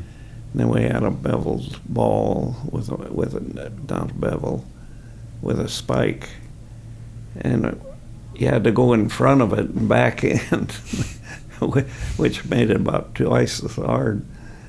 And then it was locked when you pulled the throttle back. Mm-hmm. And then if you wanted to get out, just add throttle to it. So as you're trying to do this, you try bringing your plane in, you connect, but you're not getting the full connection.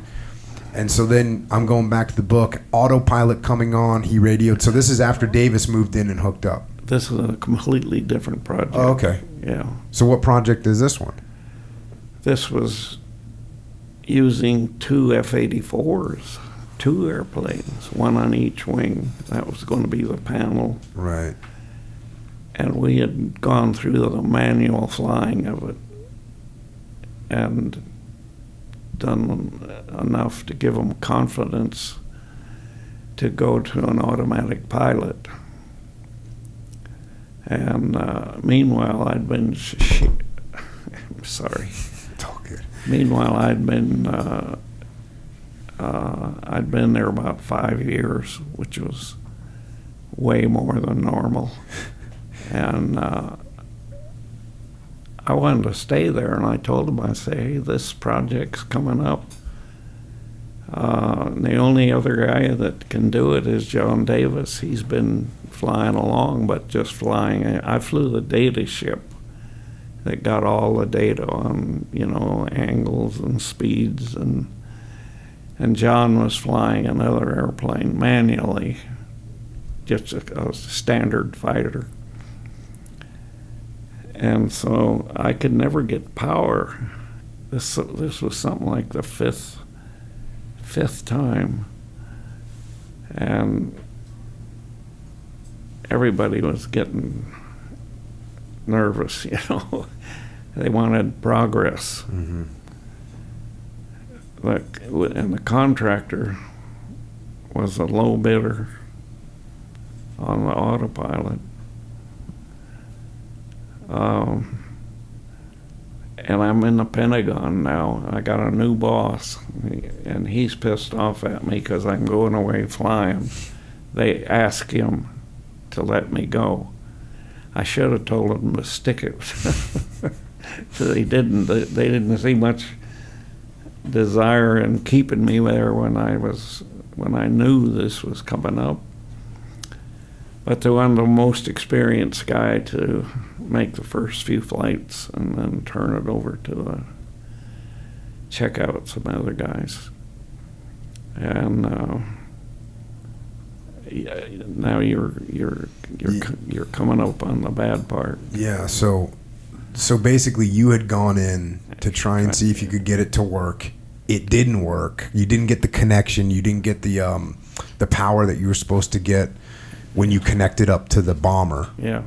And so you break off, and then Davis comes in, and he hooks up, and I'll go to the book now. Autopilot coming on, he radioed, and I knew he would be trying to set some kind of record for turning a switch on and off. And then his airplane abruptly pitched up and over and smashed upside down onto the wing of the B-29. I saw the explosive bolts of fire. If a certain angle between the wings was exceeded, they were to fire automatically, blowing the connection apart, but it didn't matter. It all happened too fast. The spasm reaction of an autopilot far out of phase threw the F-84 over onto the bomber like the cover of a book slammed shut. There was no time for anything, not even a call on the radio.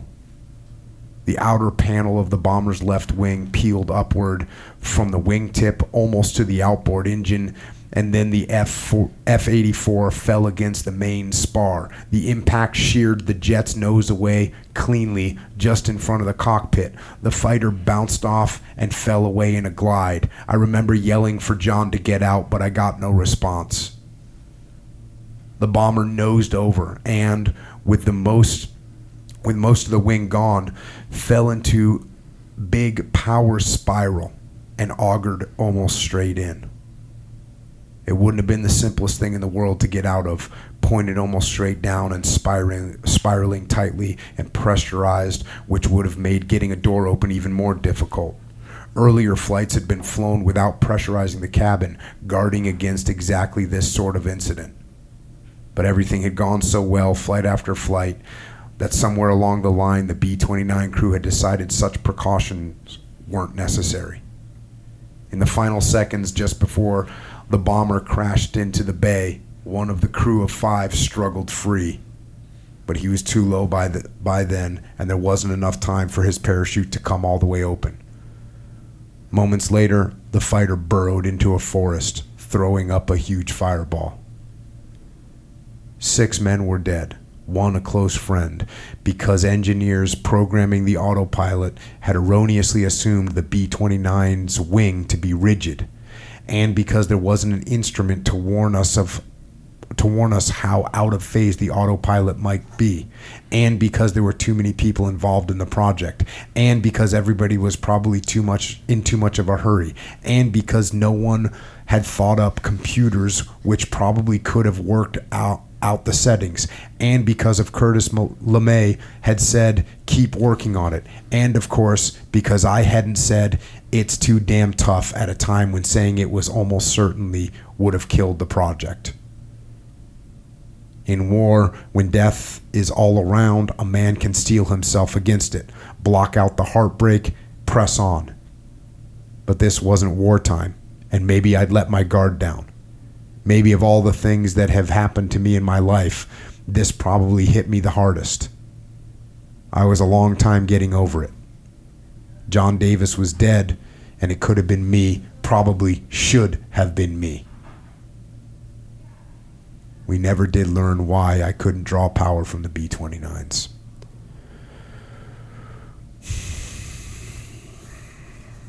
So, horrible incident.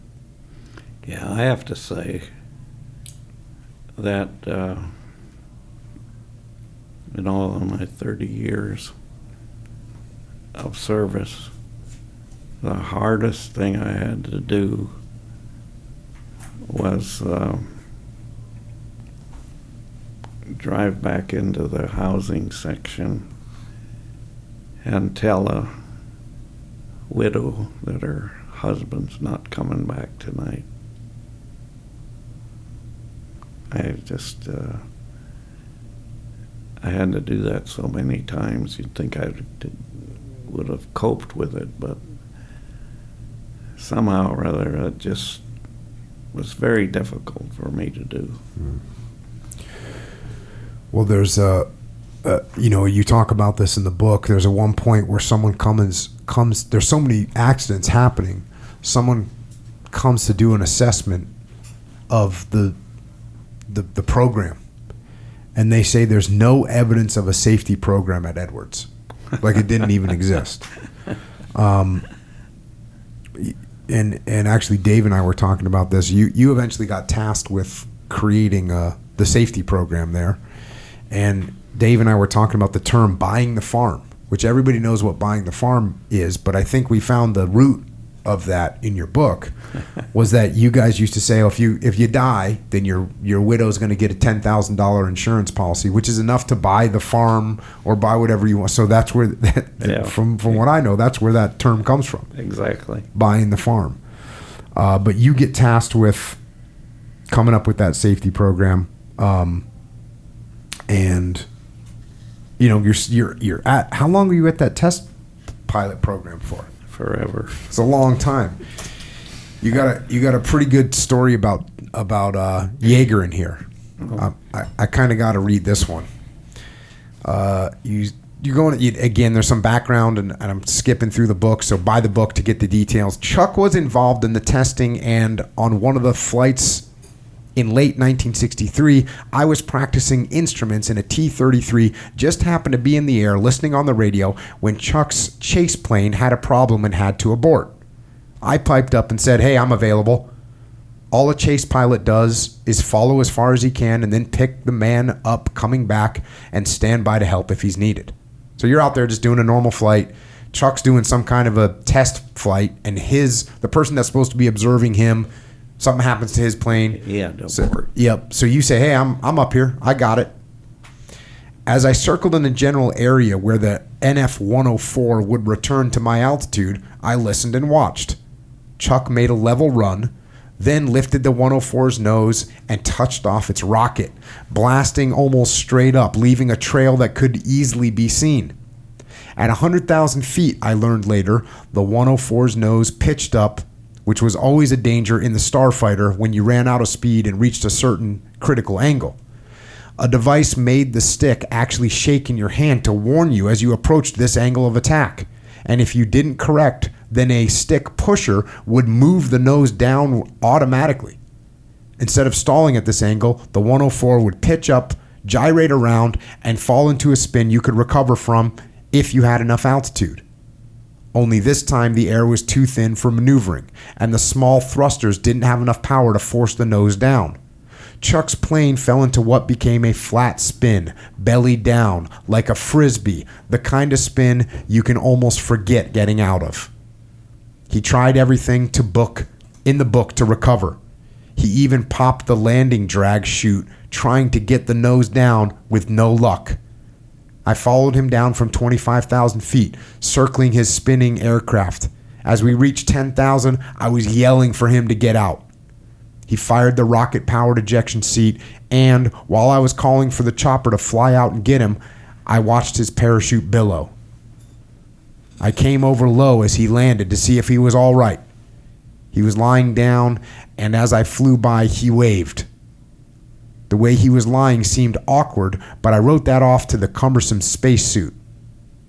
I came by again, and he was standing up, waving. I circled until the chopper arrived and took him off to the hospital. I was stunned to learn he'd been burned.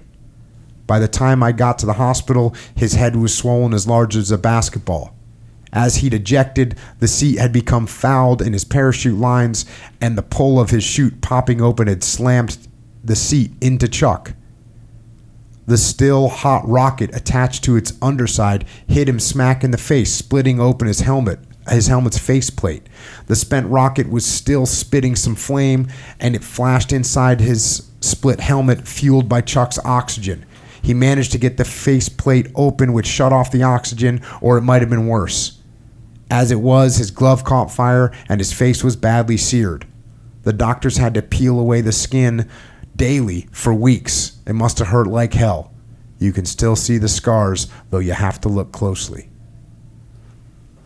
So that's a day in the life of the dang fighter test pilots back then.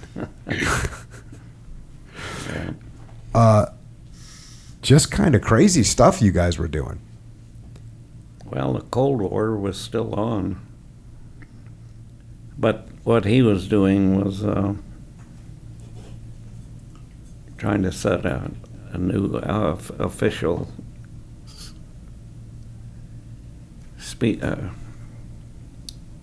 time to climb record. And it was a specially modified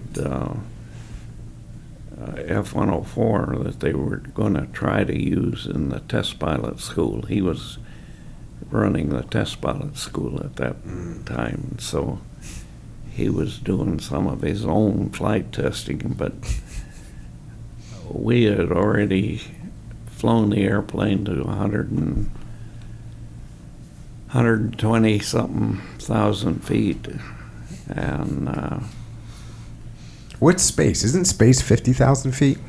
the what? How high up is space? I forget what there is an official. Yeah, I think it's probably closer to 80. 80,000? It's definitely above 50. I've been to 60, which is kind of laughable by these standards. It's not space. Is this the scene that they show in the book or in the movie The Right Stuff and in the book The Right Stuff? This scene right here? Are you familiar with that movie? The Right Stuff? Yeah. Is this what when they portray Yeager crashing and he comes walking out of the fire and the guy says, "Now, what is that? That's a man." I forgot that.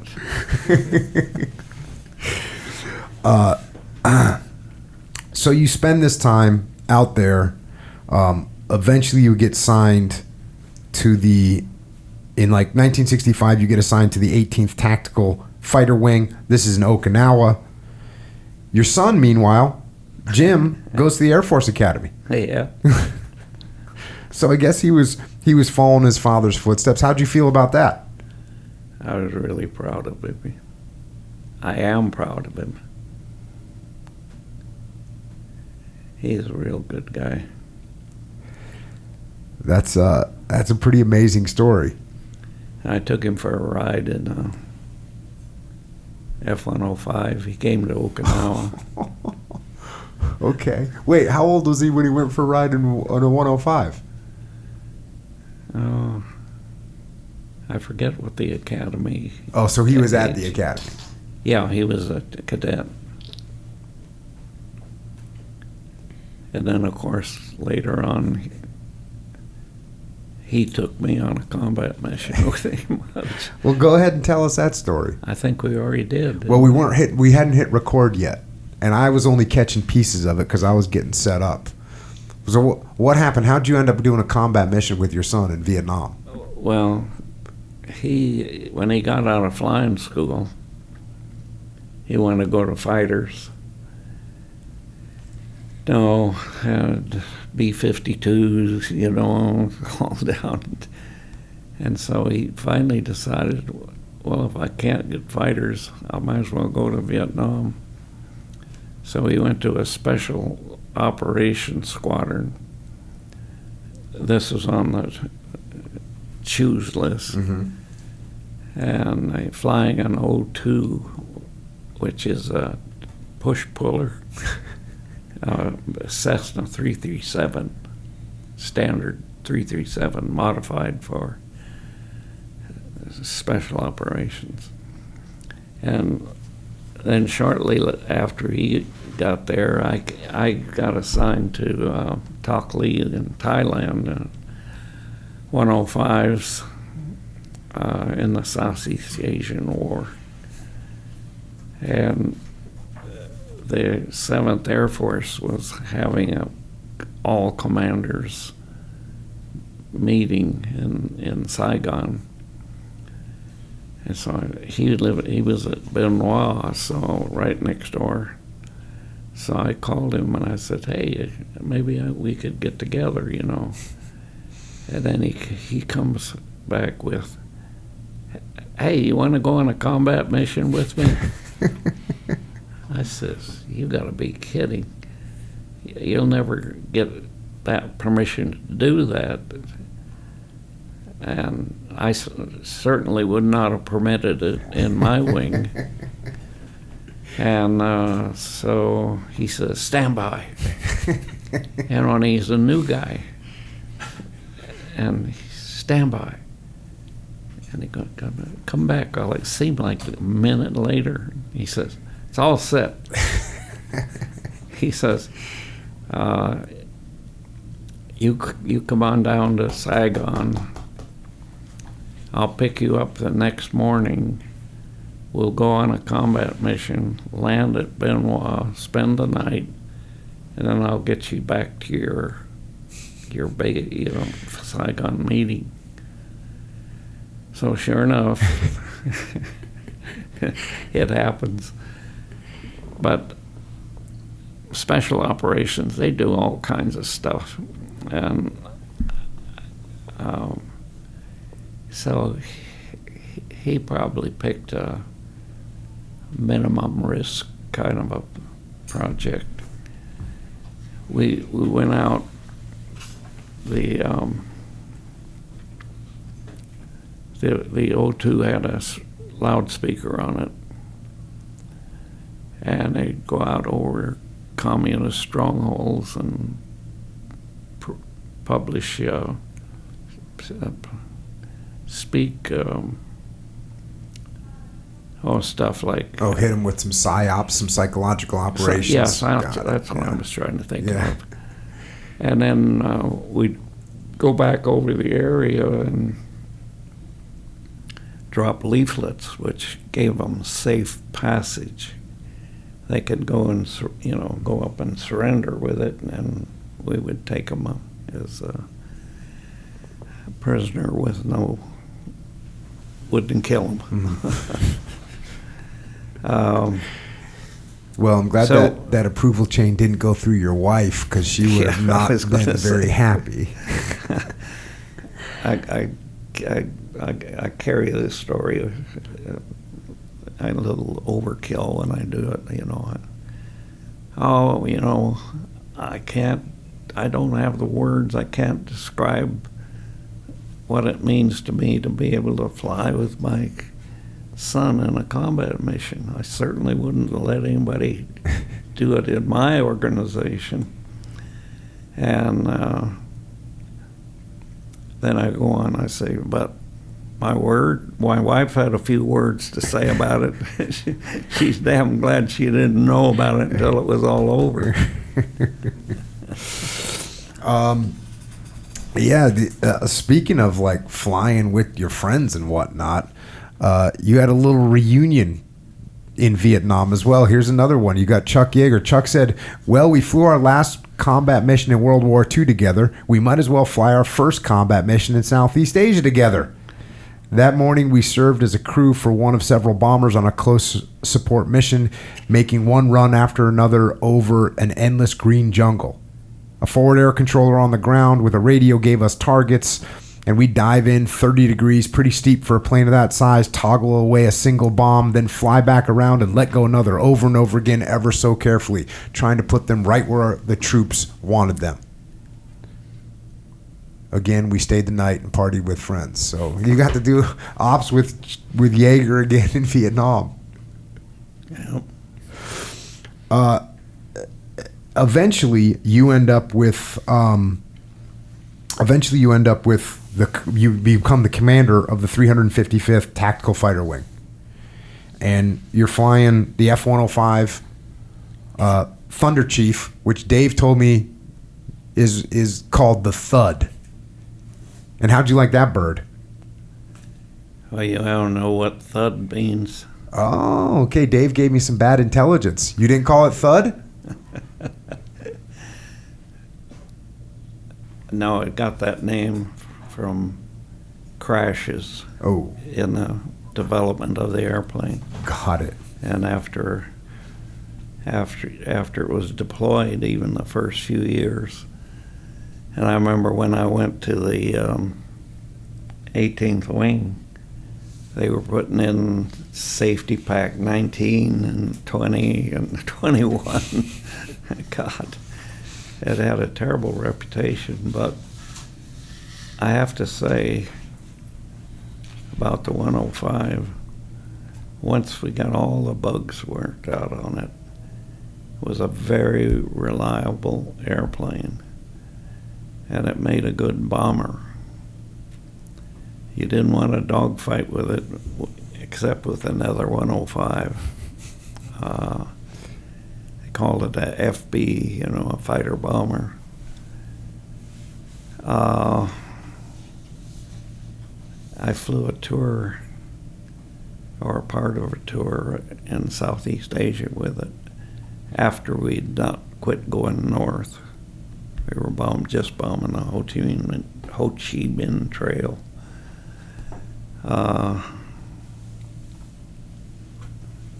You talk about that deployment to Vietnam and what that was like. We had pretty good air superiority compared to when you were fighting the Luftwaffe over France. Yeah, that's for sure. And eventually your jets get sent home because you had a bad relationship. Something happened with the Thai government because you were in Thailand, and something went wrong there. Oh, no, it wasn't. It was near the end of the war. Mm-hmm. And so they decided to send the strike thuds, the ones making the bombing strikes, send one of the groups home. And unfortunately, it was my group. I got in the Pentagon. When I left Okinawa, I thought, I'm combat ready in the airplane. next logical place is to go to Southeast Asia, but I'm a bird colonel. And those assignments are more difficult, good assignments. They said, no, you're going to the Pentagon. I didn't want to do that. And I guess my grumblings got down to the colonel's assignment somewhere, and so I got a call. He says, hey, we got a need for a colonel who's been a wing commander, who's checked out in the equipment, and your name flashed up. I said, yeah, well, that's what I wanted to do when I left Okinawa, and said, well, if you want to take it, you can take it. I said, I'll take it. And then he said, well, I got to tell you something bad about it. It may close while you're there. It may be shut down. We're going to send the Wild Weasel airplanes home.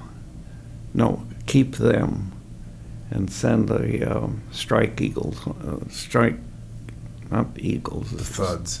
Strike Thuds home.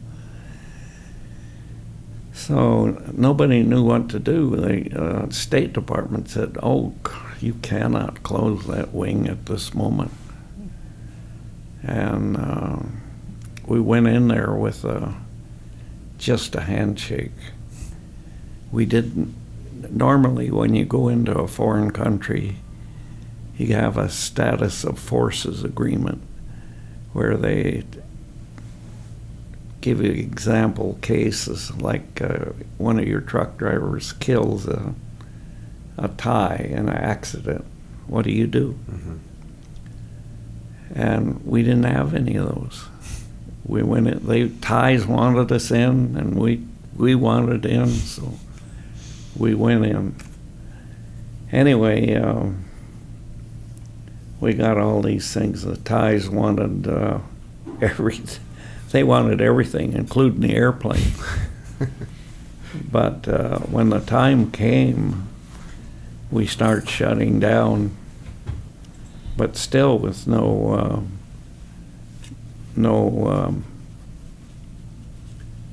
end date. You know, when did we shut down? Right. State Department was the problem there. And Christ, Thais were still shipping us bombs, driving truckloads of bombs. They go through the Thai gate and get the cumshaw, and they didn't want to turn off the bombs, so they're bringing them to us. We're stacking them in the road. The shelters are all filled, so we're stacking them in the goddamn roads in the. Jesus, just, violation or regulation after regulation. And not having any luck at that. Got a 7th Air Force assistance team came to visit us, help us shut down. And so I said, well, we only need one thing. Give me a date, a shutdown operation. Well, we can't do that right now. Well, you could stop the bombs from coming in. And the 4-star turns to the colonel and he says, take care of that. And we got the bombs shut down. But still no date. And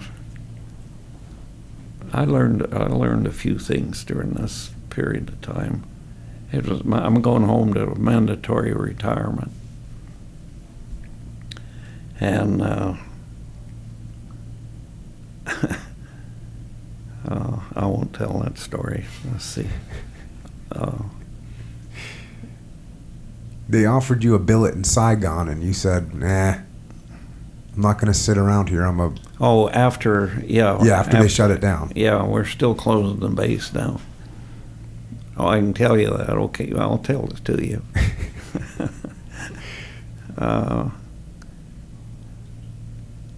Yeah, another meeting. Well, I think it was the same meeting that I went down there to fly with Jim. Mm-hmm. And this young brigadier general there was in operations was at this dinner, and something came up about me going to the headquarters, and he pipes up, "Yeah, God chose you. It'll be good for your career." So I said in the loudest voice I could gracefully do, "Oh, then you know I go home to mandatory retirement." Yeah, really good for my career. God damn.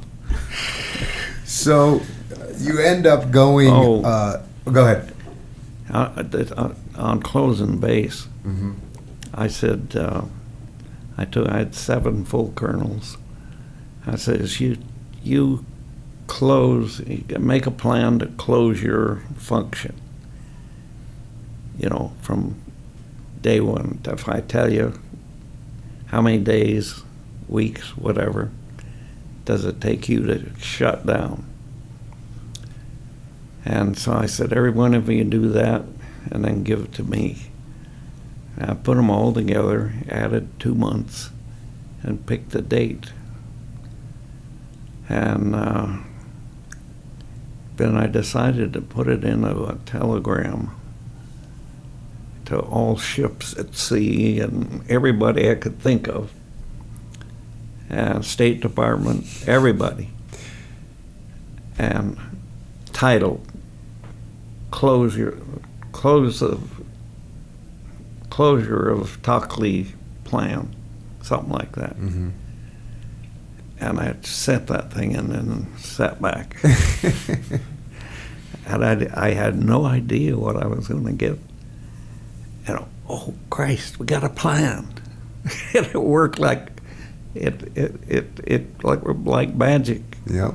We call that leading up the chain of command. We're going to make this happen. Jesus Christ.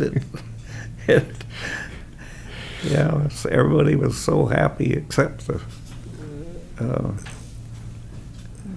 State Department. But I learned a lot of things about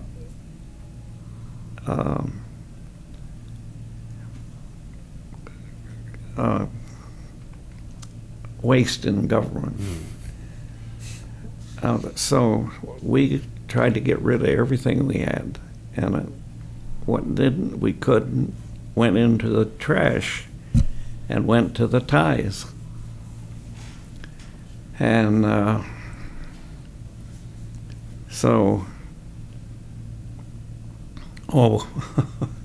one morning they came and told me, "Hey, we got a dead tie officer in the such and such building." It was one of the buildings that we were cleaning up, Mm-hmm. but we had not turned it over to the ties yet. And he was in there tearing out the electric wire, electrocuted himself. Oof. They were, selling it. Yeah. Yeah. Yeah. God damn. But about the trash. So, steel lockers, labor intensive to tear down, very heavy. If I tore them down, shipped them home, nobody would have said a word, but it would have cost like hell. But if I put them in the dump, aha, government waste, look at this. But what we did was the South Vietnam had a crate, they needed them badly. So I said, well, if you'll send somebody over here and dismantle them and get your C-130s, I got tons of them. And so we got rid of most of them that way. Some of them did make it to the dump, but it was a hell of a lot cheaper than packing them up and sending them home, and nobody would complain. There you go. You got to find those solutions. Yeah. So you end up getting orders back to McClellan Air Force Base, which Yeah. which is about 90 minutes from Auburn, which is where you're from. This was sort of what we call, I don't know if you call it, in the Navy we call it a twilight tour. This was sort of your twilight tour. You get put in charge of maintenance. You still get to fly T-33s, so you're happy about that. But this is where you end up your career. Right. And I'll go to the book here. You say, too soon, it was over. There was talk about a big ceremony, but I asked them to forget about that and just mail me my papers. There was a short, sweet ceremony in the commander's office. Ellie, her folks, and my mother were there, and that was it. 30 years and 30 days from my day of enlistment, at age 50, I was a civilian again, going out in the place where it had all begun. My mother had actually written the epitaph for my career a bit earlier when I'd flown home from Tok Lee. Well, she said when I walked through the door, are you satisfied now? I said, sure. File it under white lies. Because that's, you can never be happy, never be satisfied. And that was the end of your career in the Air Force. You ended up working for McDonnell Douglas? Well, McDonnell Aircraft Company, and later McDonnell Douglas. Got it. They bought them out. You took a few years off from flying, but then you started missing it. You started flying again. You got some great stories in here as when you got a version of Old Crow back in one of these restored P51s. You got to fly that. You got to fly with Yeager again in some of these air shows. Just again, the stories as the book closes out and how it goes and the rest of the stuff you've done. Just great, just an incredible story. Incredible story. How'd you feel that day when you retired? I had mixed emotions. Mm-hmm. I know. So in the SEAL teams, you have, we call it a drying cage, but it's basically a big locker, probably the size of a prison cell. But you have all your gear in there, that you collect for the years that you're in. And I was in for 20 years. But I remember my last day, I got my van downstairs, and for me, it's kind of similar in that 18 out of 20 years, I was stationed in Coronado, in San Diego, all within 100 yards.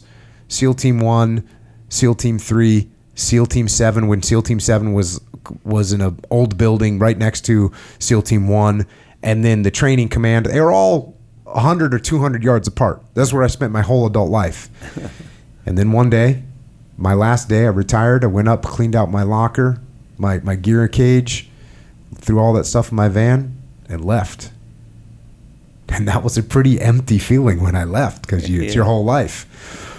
So I'm sure you had some of that when you got done. Oh, yeah. Actually, that comment was made by my mother, was made when I was retired. And after I was retired, she said, well, you satisfied yet? Now? Well, I'll tell you what, this is probably a pretty good place to stop. The book has so much more detailed information in it.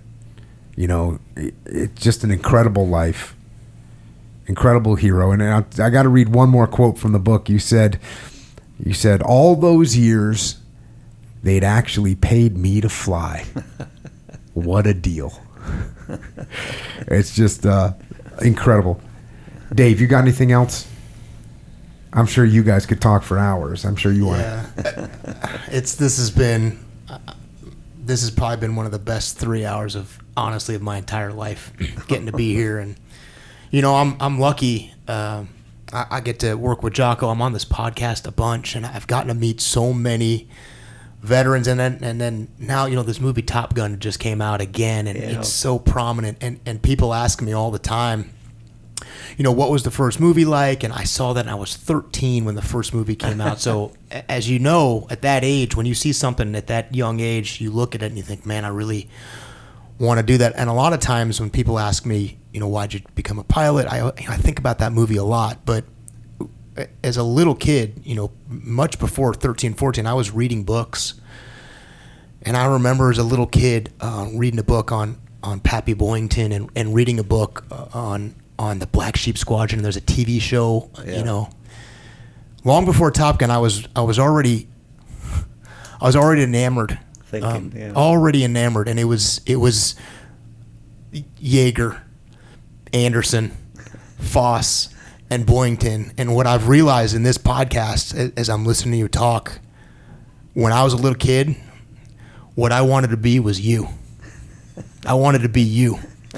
And I can't express how much gratitude I feel and how much reflection I have now as a very little boy, long before the movie Top Gun ever came out, is what I wanted to be was what you described in this book.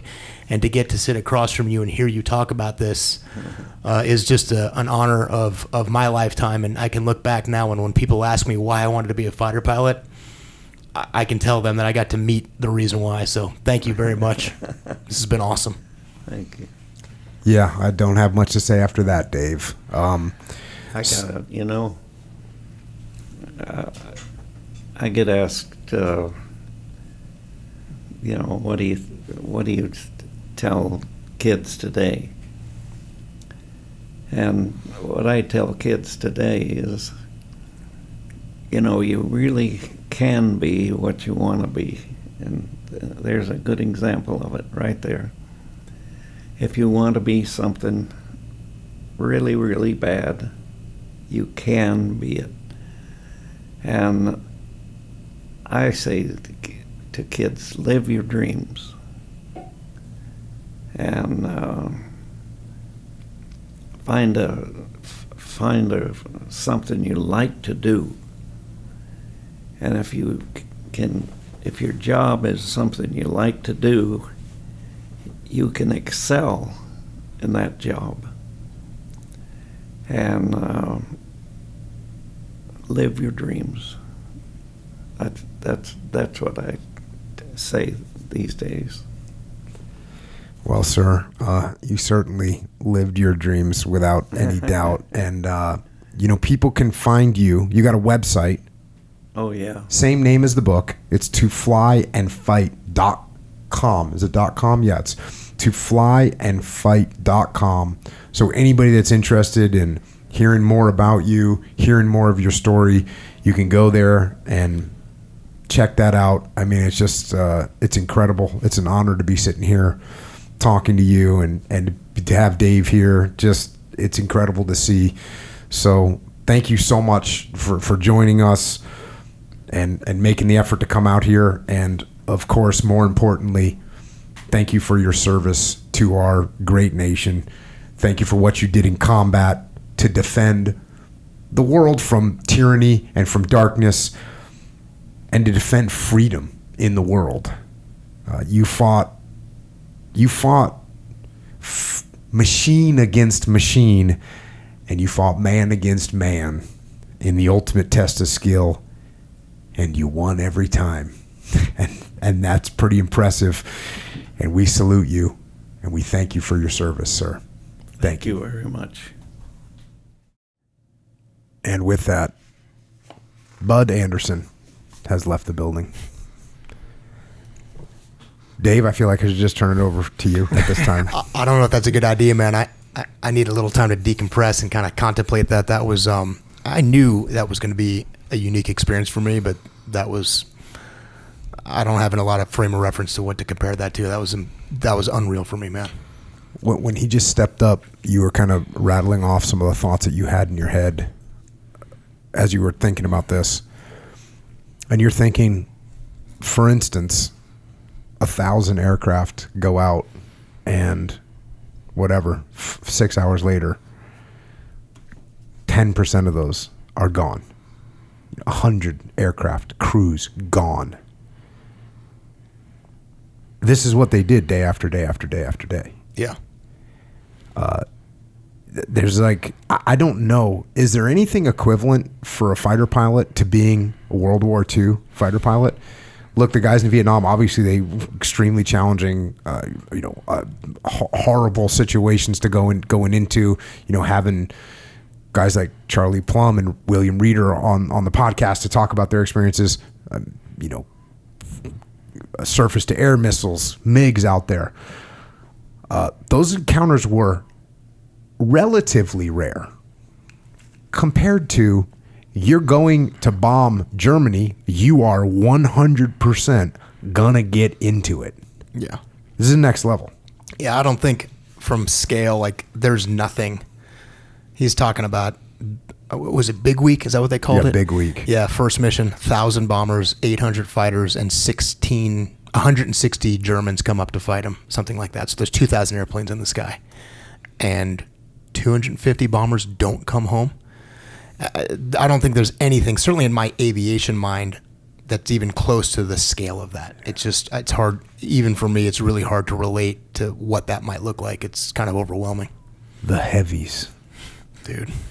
Hey, by the way, they just mentioned this. If you want to get the book, To Fly and Fight, go to this website I already mentioned, toflyandfight.com, and Bud is signing books. So you can get a signed book from that website, and I would recommend you do it. I mean, this guy's 100 years old right now. Just the stuff that he's seen in his life, lucky to be here. Just awesome. So if you get the chance, and the book, by the way, I read through 2 dogfights. So there's 14 more. And they all have their own little details. They all have their own little scenarios that are happening. And look, the rest of the book, there's all kinds of things in there that we didn't talk about. So if you want to hear that story, go get that book, to flyandfight.com. We may have to, once this comes out, actually, when you listen to this again, take notes, and maybe we'll do sort of a wrap up of this, and you can kind of talk through some of the stuff, and maybe even bring in some different stuff from the book if we didn't cover it. Because I mean, you're talking about them shooting down German pilots that were parachuting, and that was there's a bunch of other things to talk about that we didn't cover here. Yeah. So when you listen to this, take notes, and maybe we'll do another sort of a recap or an after actions on this, even if it's just an hour or 4 or whatever. Right on. We can go through it. Echo Charles, you've been here the whole time, but you've been quiet. Yes. Because you didn't have a mic. Yes. So on purpose. Let's face it. What am I going to add to? Well, then again, I did kind of have some. That first dogfight. Mm-hmm. You know what? Wait, first one, or the first one that you read?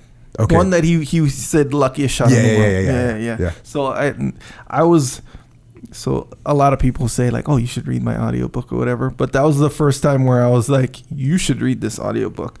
You meaning him or you meaning me? You. Oh, yeah. Okay. So and of course the story's laid out perfectly. Yeah. Right. Especially at the end. I don't know why I like the end so much when he was like, oh, I don't even know if that was my shot. It might have been the other guy's shot, and I don't even know how to approach this guy. And then when he found out it was his, that was good. Yeah. That was really good.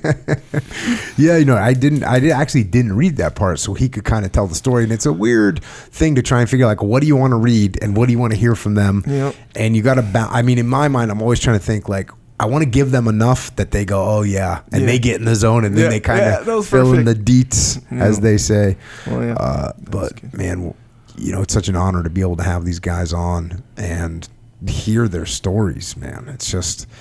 It's crazy. And then, you always have to think to yourself that there's almost 300,000 that didn't come home from this war and that didn't get to tell their story and didn't get to have kids.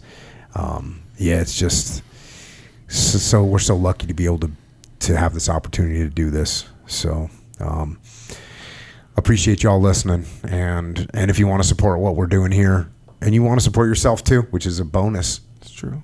Some people might even prioritize supporting yourself over supporting what we're doing here. Either way, it's a win, because if you support yourself, good. I want you to be stronger and smarter and faster and better. Yeah, it's one of the functions of the existence of this whole outfit, I think. Yeah. So if you want that, you can go. If you want to support yourself. You want to support America, by the way. You can see I kind of got a little fired up when we started talking about the P51 Mustang. Yeah. The P51 Mustang was it was a game changer. 500 miles an hour. It's just faster and stronger and better. and it was American made. It was American made, and obviously it was American made. But just think of like every detail, that the engineering, the design, the material, like all that went into that. And that wasn't even an idea on December 7th, 1941. That wasn't even an idea. They're just like, okay, cool. We have to build the best. You think, well, I actually don't know the history. Wasn't an idea yet? I don't know exactly the development of it. We knew we needed better airplanes, but I don't think anybody, certainly in 1941, could have predicted what the Mustang was going to be. Other than we needed something. Bro, I was so fired up listening to talk about the Mustang that I started thinking about the Ford Mustang. Like, I just need to get a Ford Mustang because I can't get a Mustang. I can't get a P51 Mustang, but I can get a Ford Mustang. That's an American-made piece of machinery. Legit. It's legit. That's how fired up I was getting talking about this aircraft and what they did with it. So, America. If you want some American-made stuff. Well, first, hey, Jocko Fuel. Got JockoFuel.com. Go get some stuff. Hey, Jocko Fuel. We got all new flavors. I was pounding mine today. Were you pounding yours today, Dave? How's that new orange? It's so Did good. you think your orange could be better? I didn't know that it could be better. Now that I know that it's like the P51 Mustang of freaking drinks. It's the upgrade. It's like the new version of the Mustang, just a little bit better. It's a little bit better. And Echo Charles, how were you over there on the mango? Outstanding. Actually, I got messages saying that that's their new favorite flavor. Oh, so you got people because the mango comes through more. See? Yeah. So their old favorite flavor was mango, and their new favorite flavor is mango. Is that what you're saying? Their old favorite flavor apparently was not mango. Check. I'm just guessing what the last one was. Nonetheless, yeah, they're all a lot better. They're all a lot better. They're different. They're in a different category. So JockoFuel.com. Get yourself some milk. Get yourself some Joint Warfare, some krill, super krill.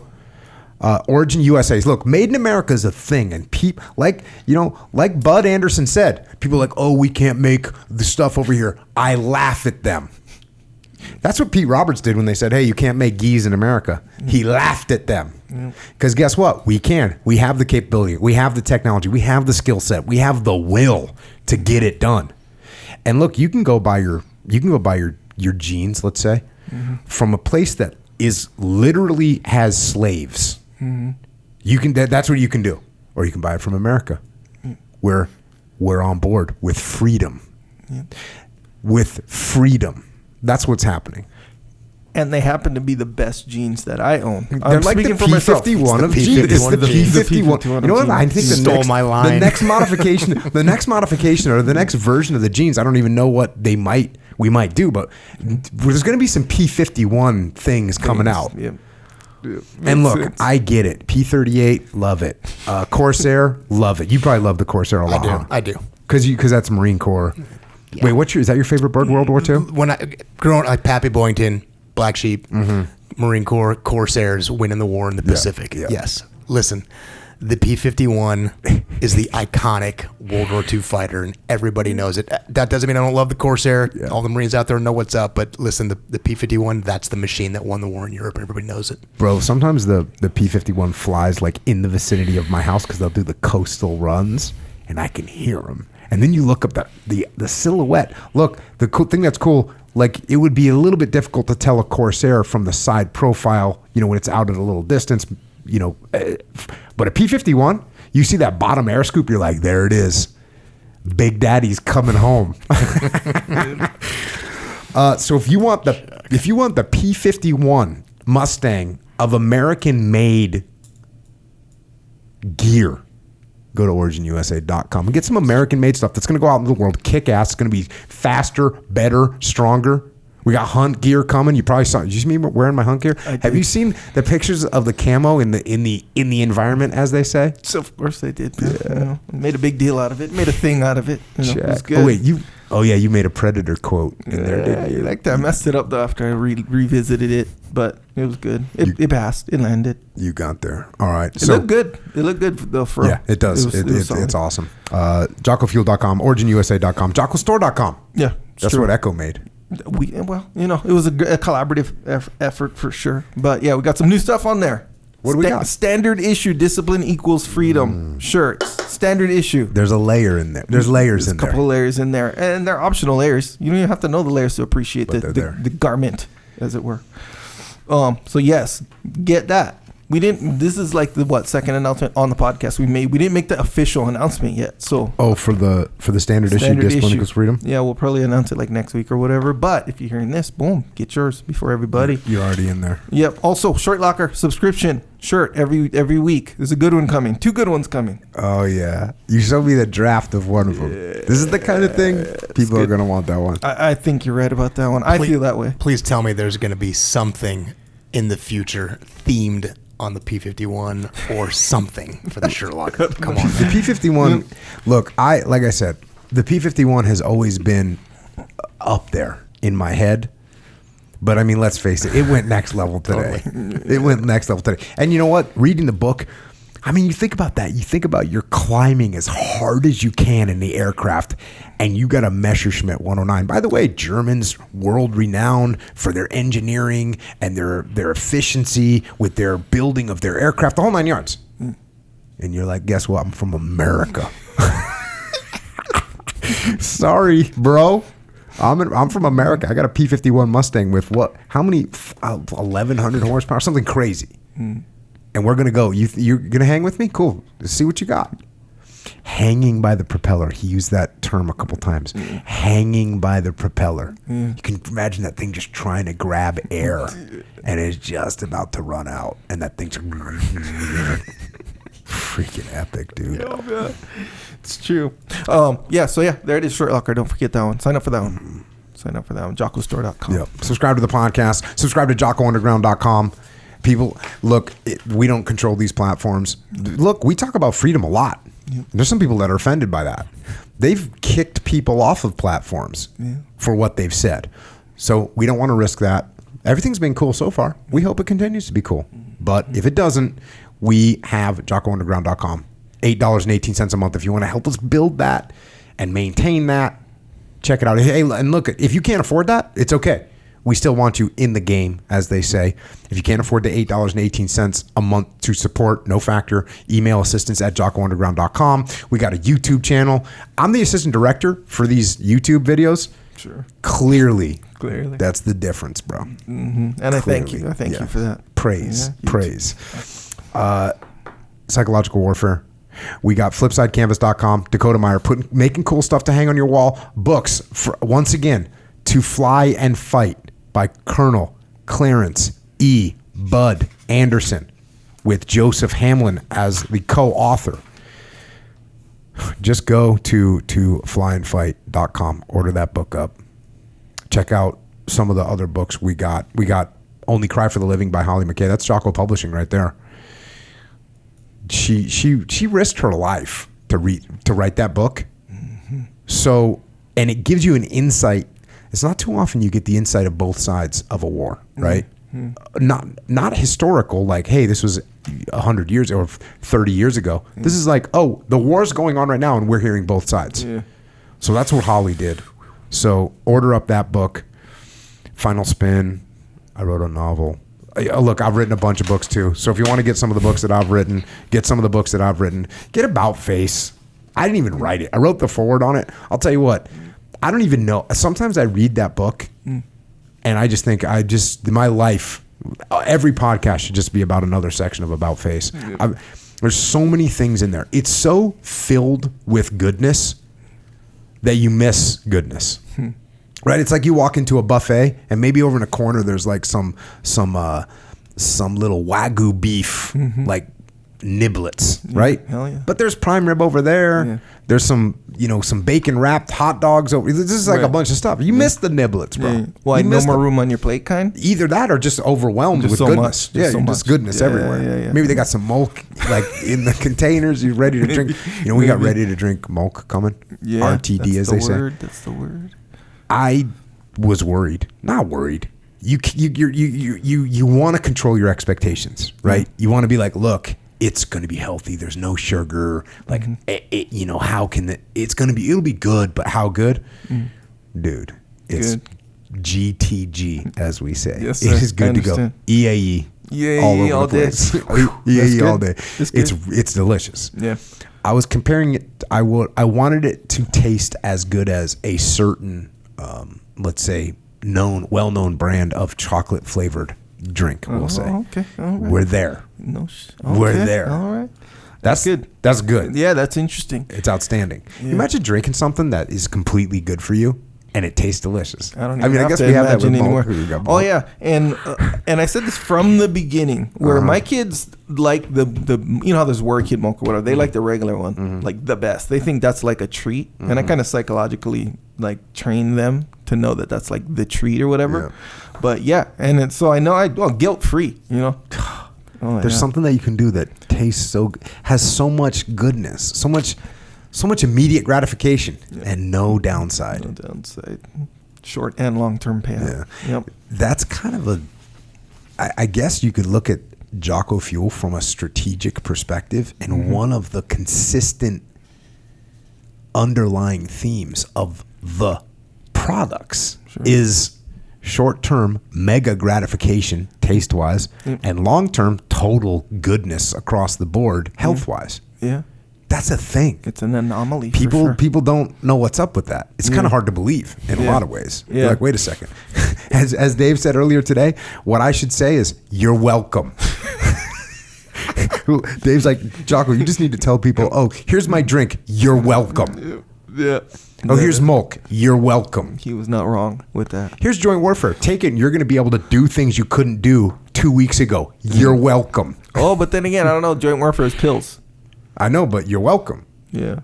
For sure that. The immediate, yeah, okay, got the short term, let's face it, that's like, what do you call when it's like normal? Yeah. You know, something that you don't love, but it's like the standards or whatever. Way to shut it down, Echo. Good work. What? Thanks, man. Bro. You got any other cool things I'm saying that you want to kill? I'm keeping it, what do you call, real? Like down to earth, like for, you know.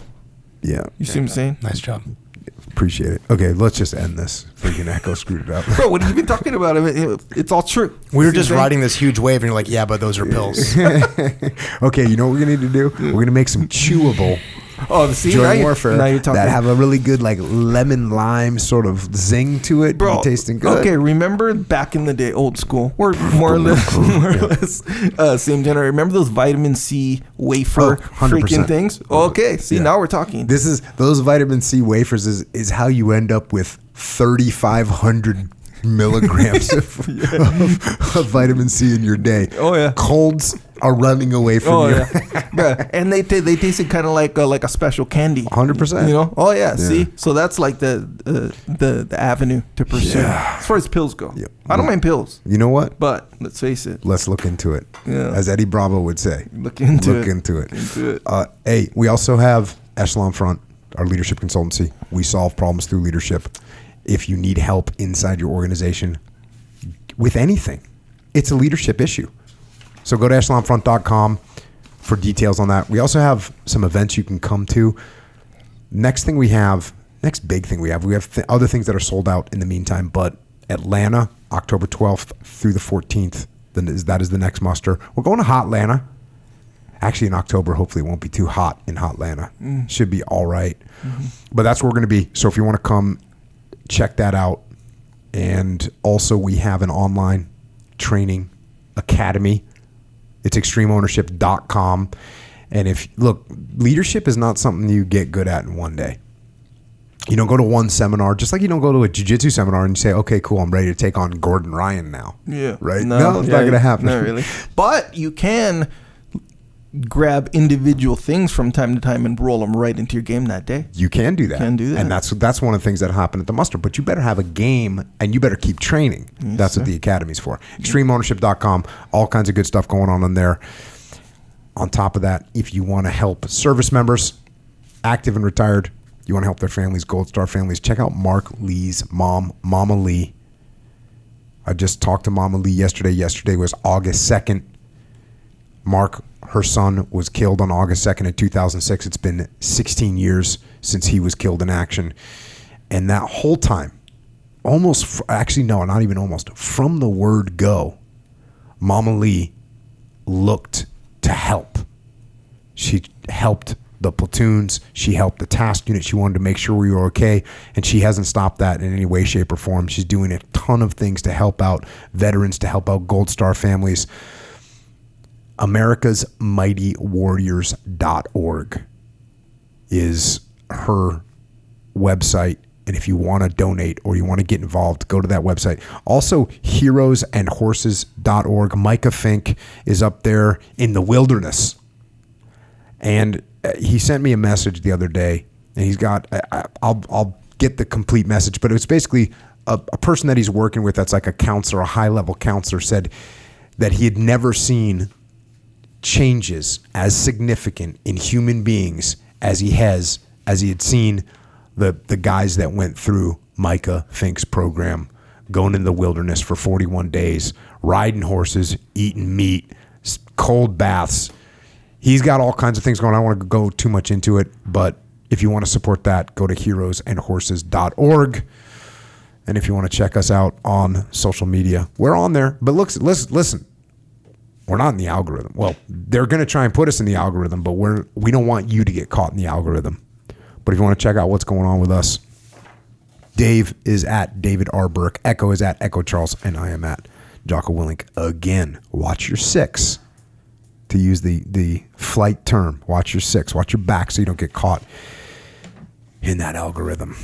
And finally, to all those uniformed personnel out there, thank you for fighting for our freedom, with a special salute to the airmen. I don't know if this is right, Dave.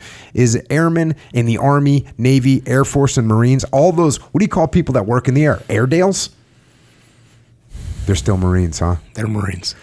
Well, to all of you that own the skies, you all have your own aviation units inside all the service branches. And as much as I love the ground pounders and the doughboys, and you know I do, it's you all up in the sky that cover for us on the ground. So thank you for your service and sacrifice. And also thank you to our police and law enforcement, firefighters, paramedics, EMTs, dispatchers, correctional officers, Border Patrol, Secret Service, all the first responders. Thank you for your service and sacrifice as well, and for protecting us here on the home front. And to everyone else out there, there's a part in this book where Bud is talking to his granddaughter's class, and it's 40 years after the war. And one of the students asks something like, what is the hardest thing about being a pilot? And without hesitation, he replies, losing friends. And we get to read this book, and we get to hear about the life and experiences of Bud Anderson, but as I said earlier, just remember that there are hundreds of thousands of stories that we never heard. Lives that were cut short in the sky, on the ground, and at sea. Brave souls who sacrificed everything for us. Let us never forget those heroes. And let's make sure we are living lives that honor that sacrifice.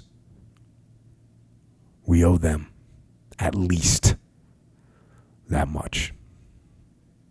And until next time, this is Dave and Echo and Jocko.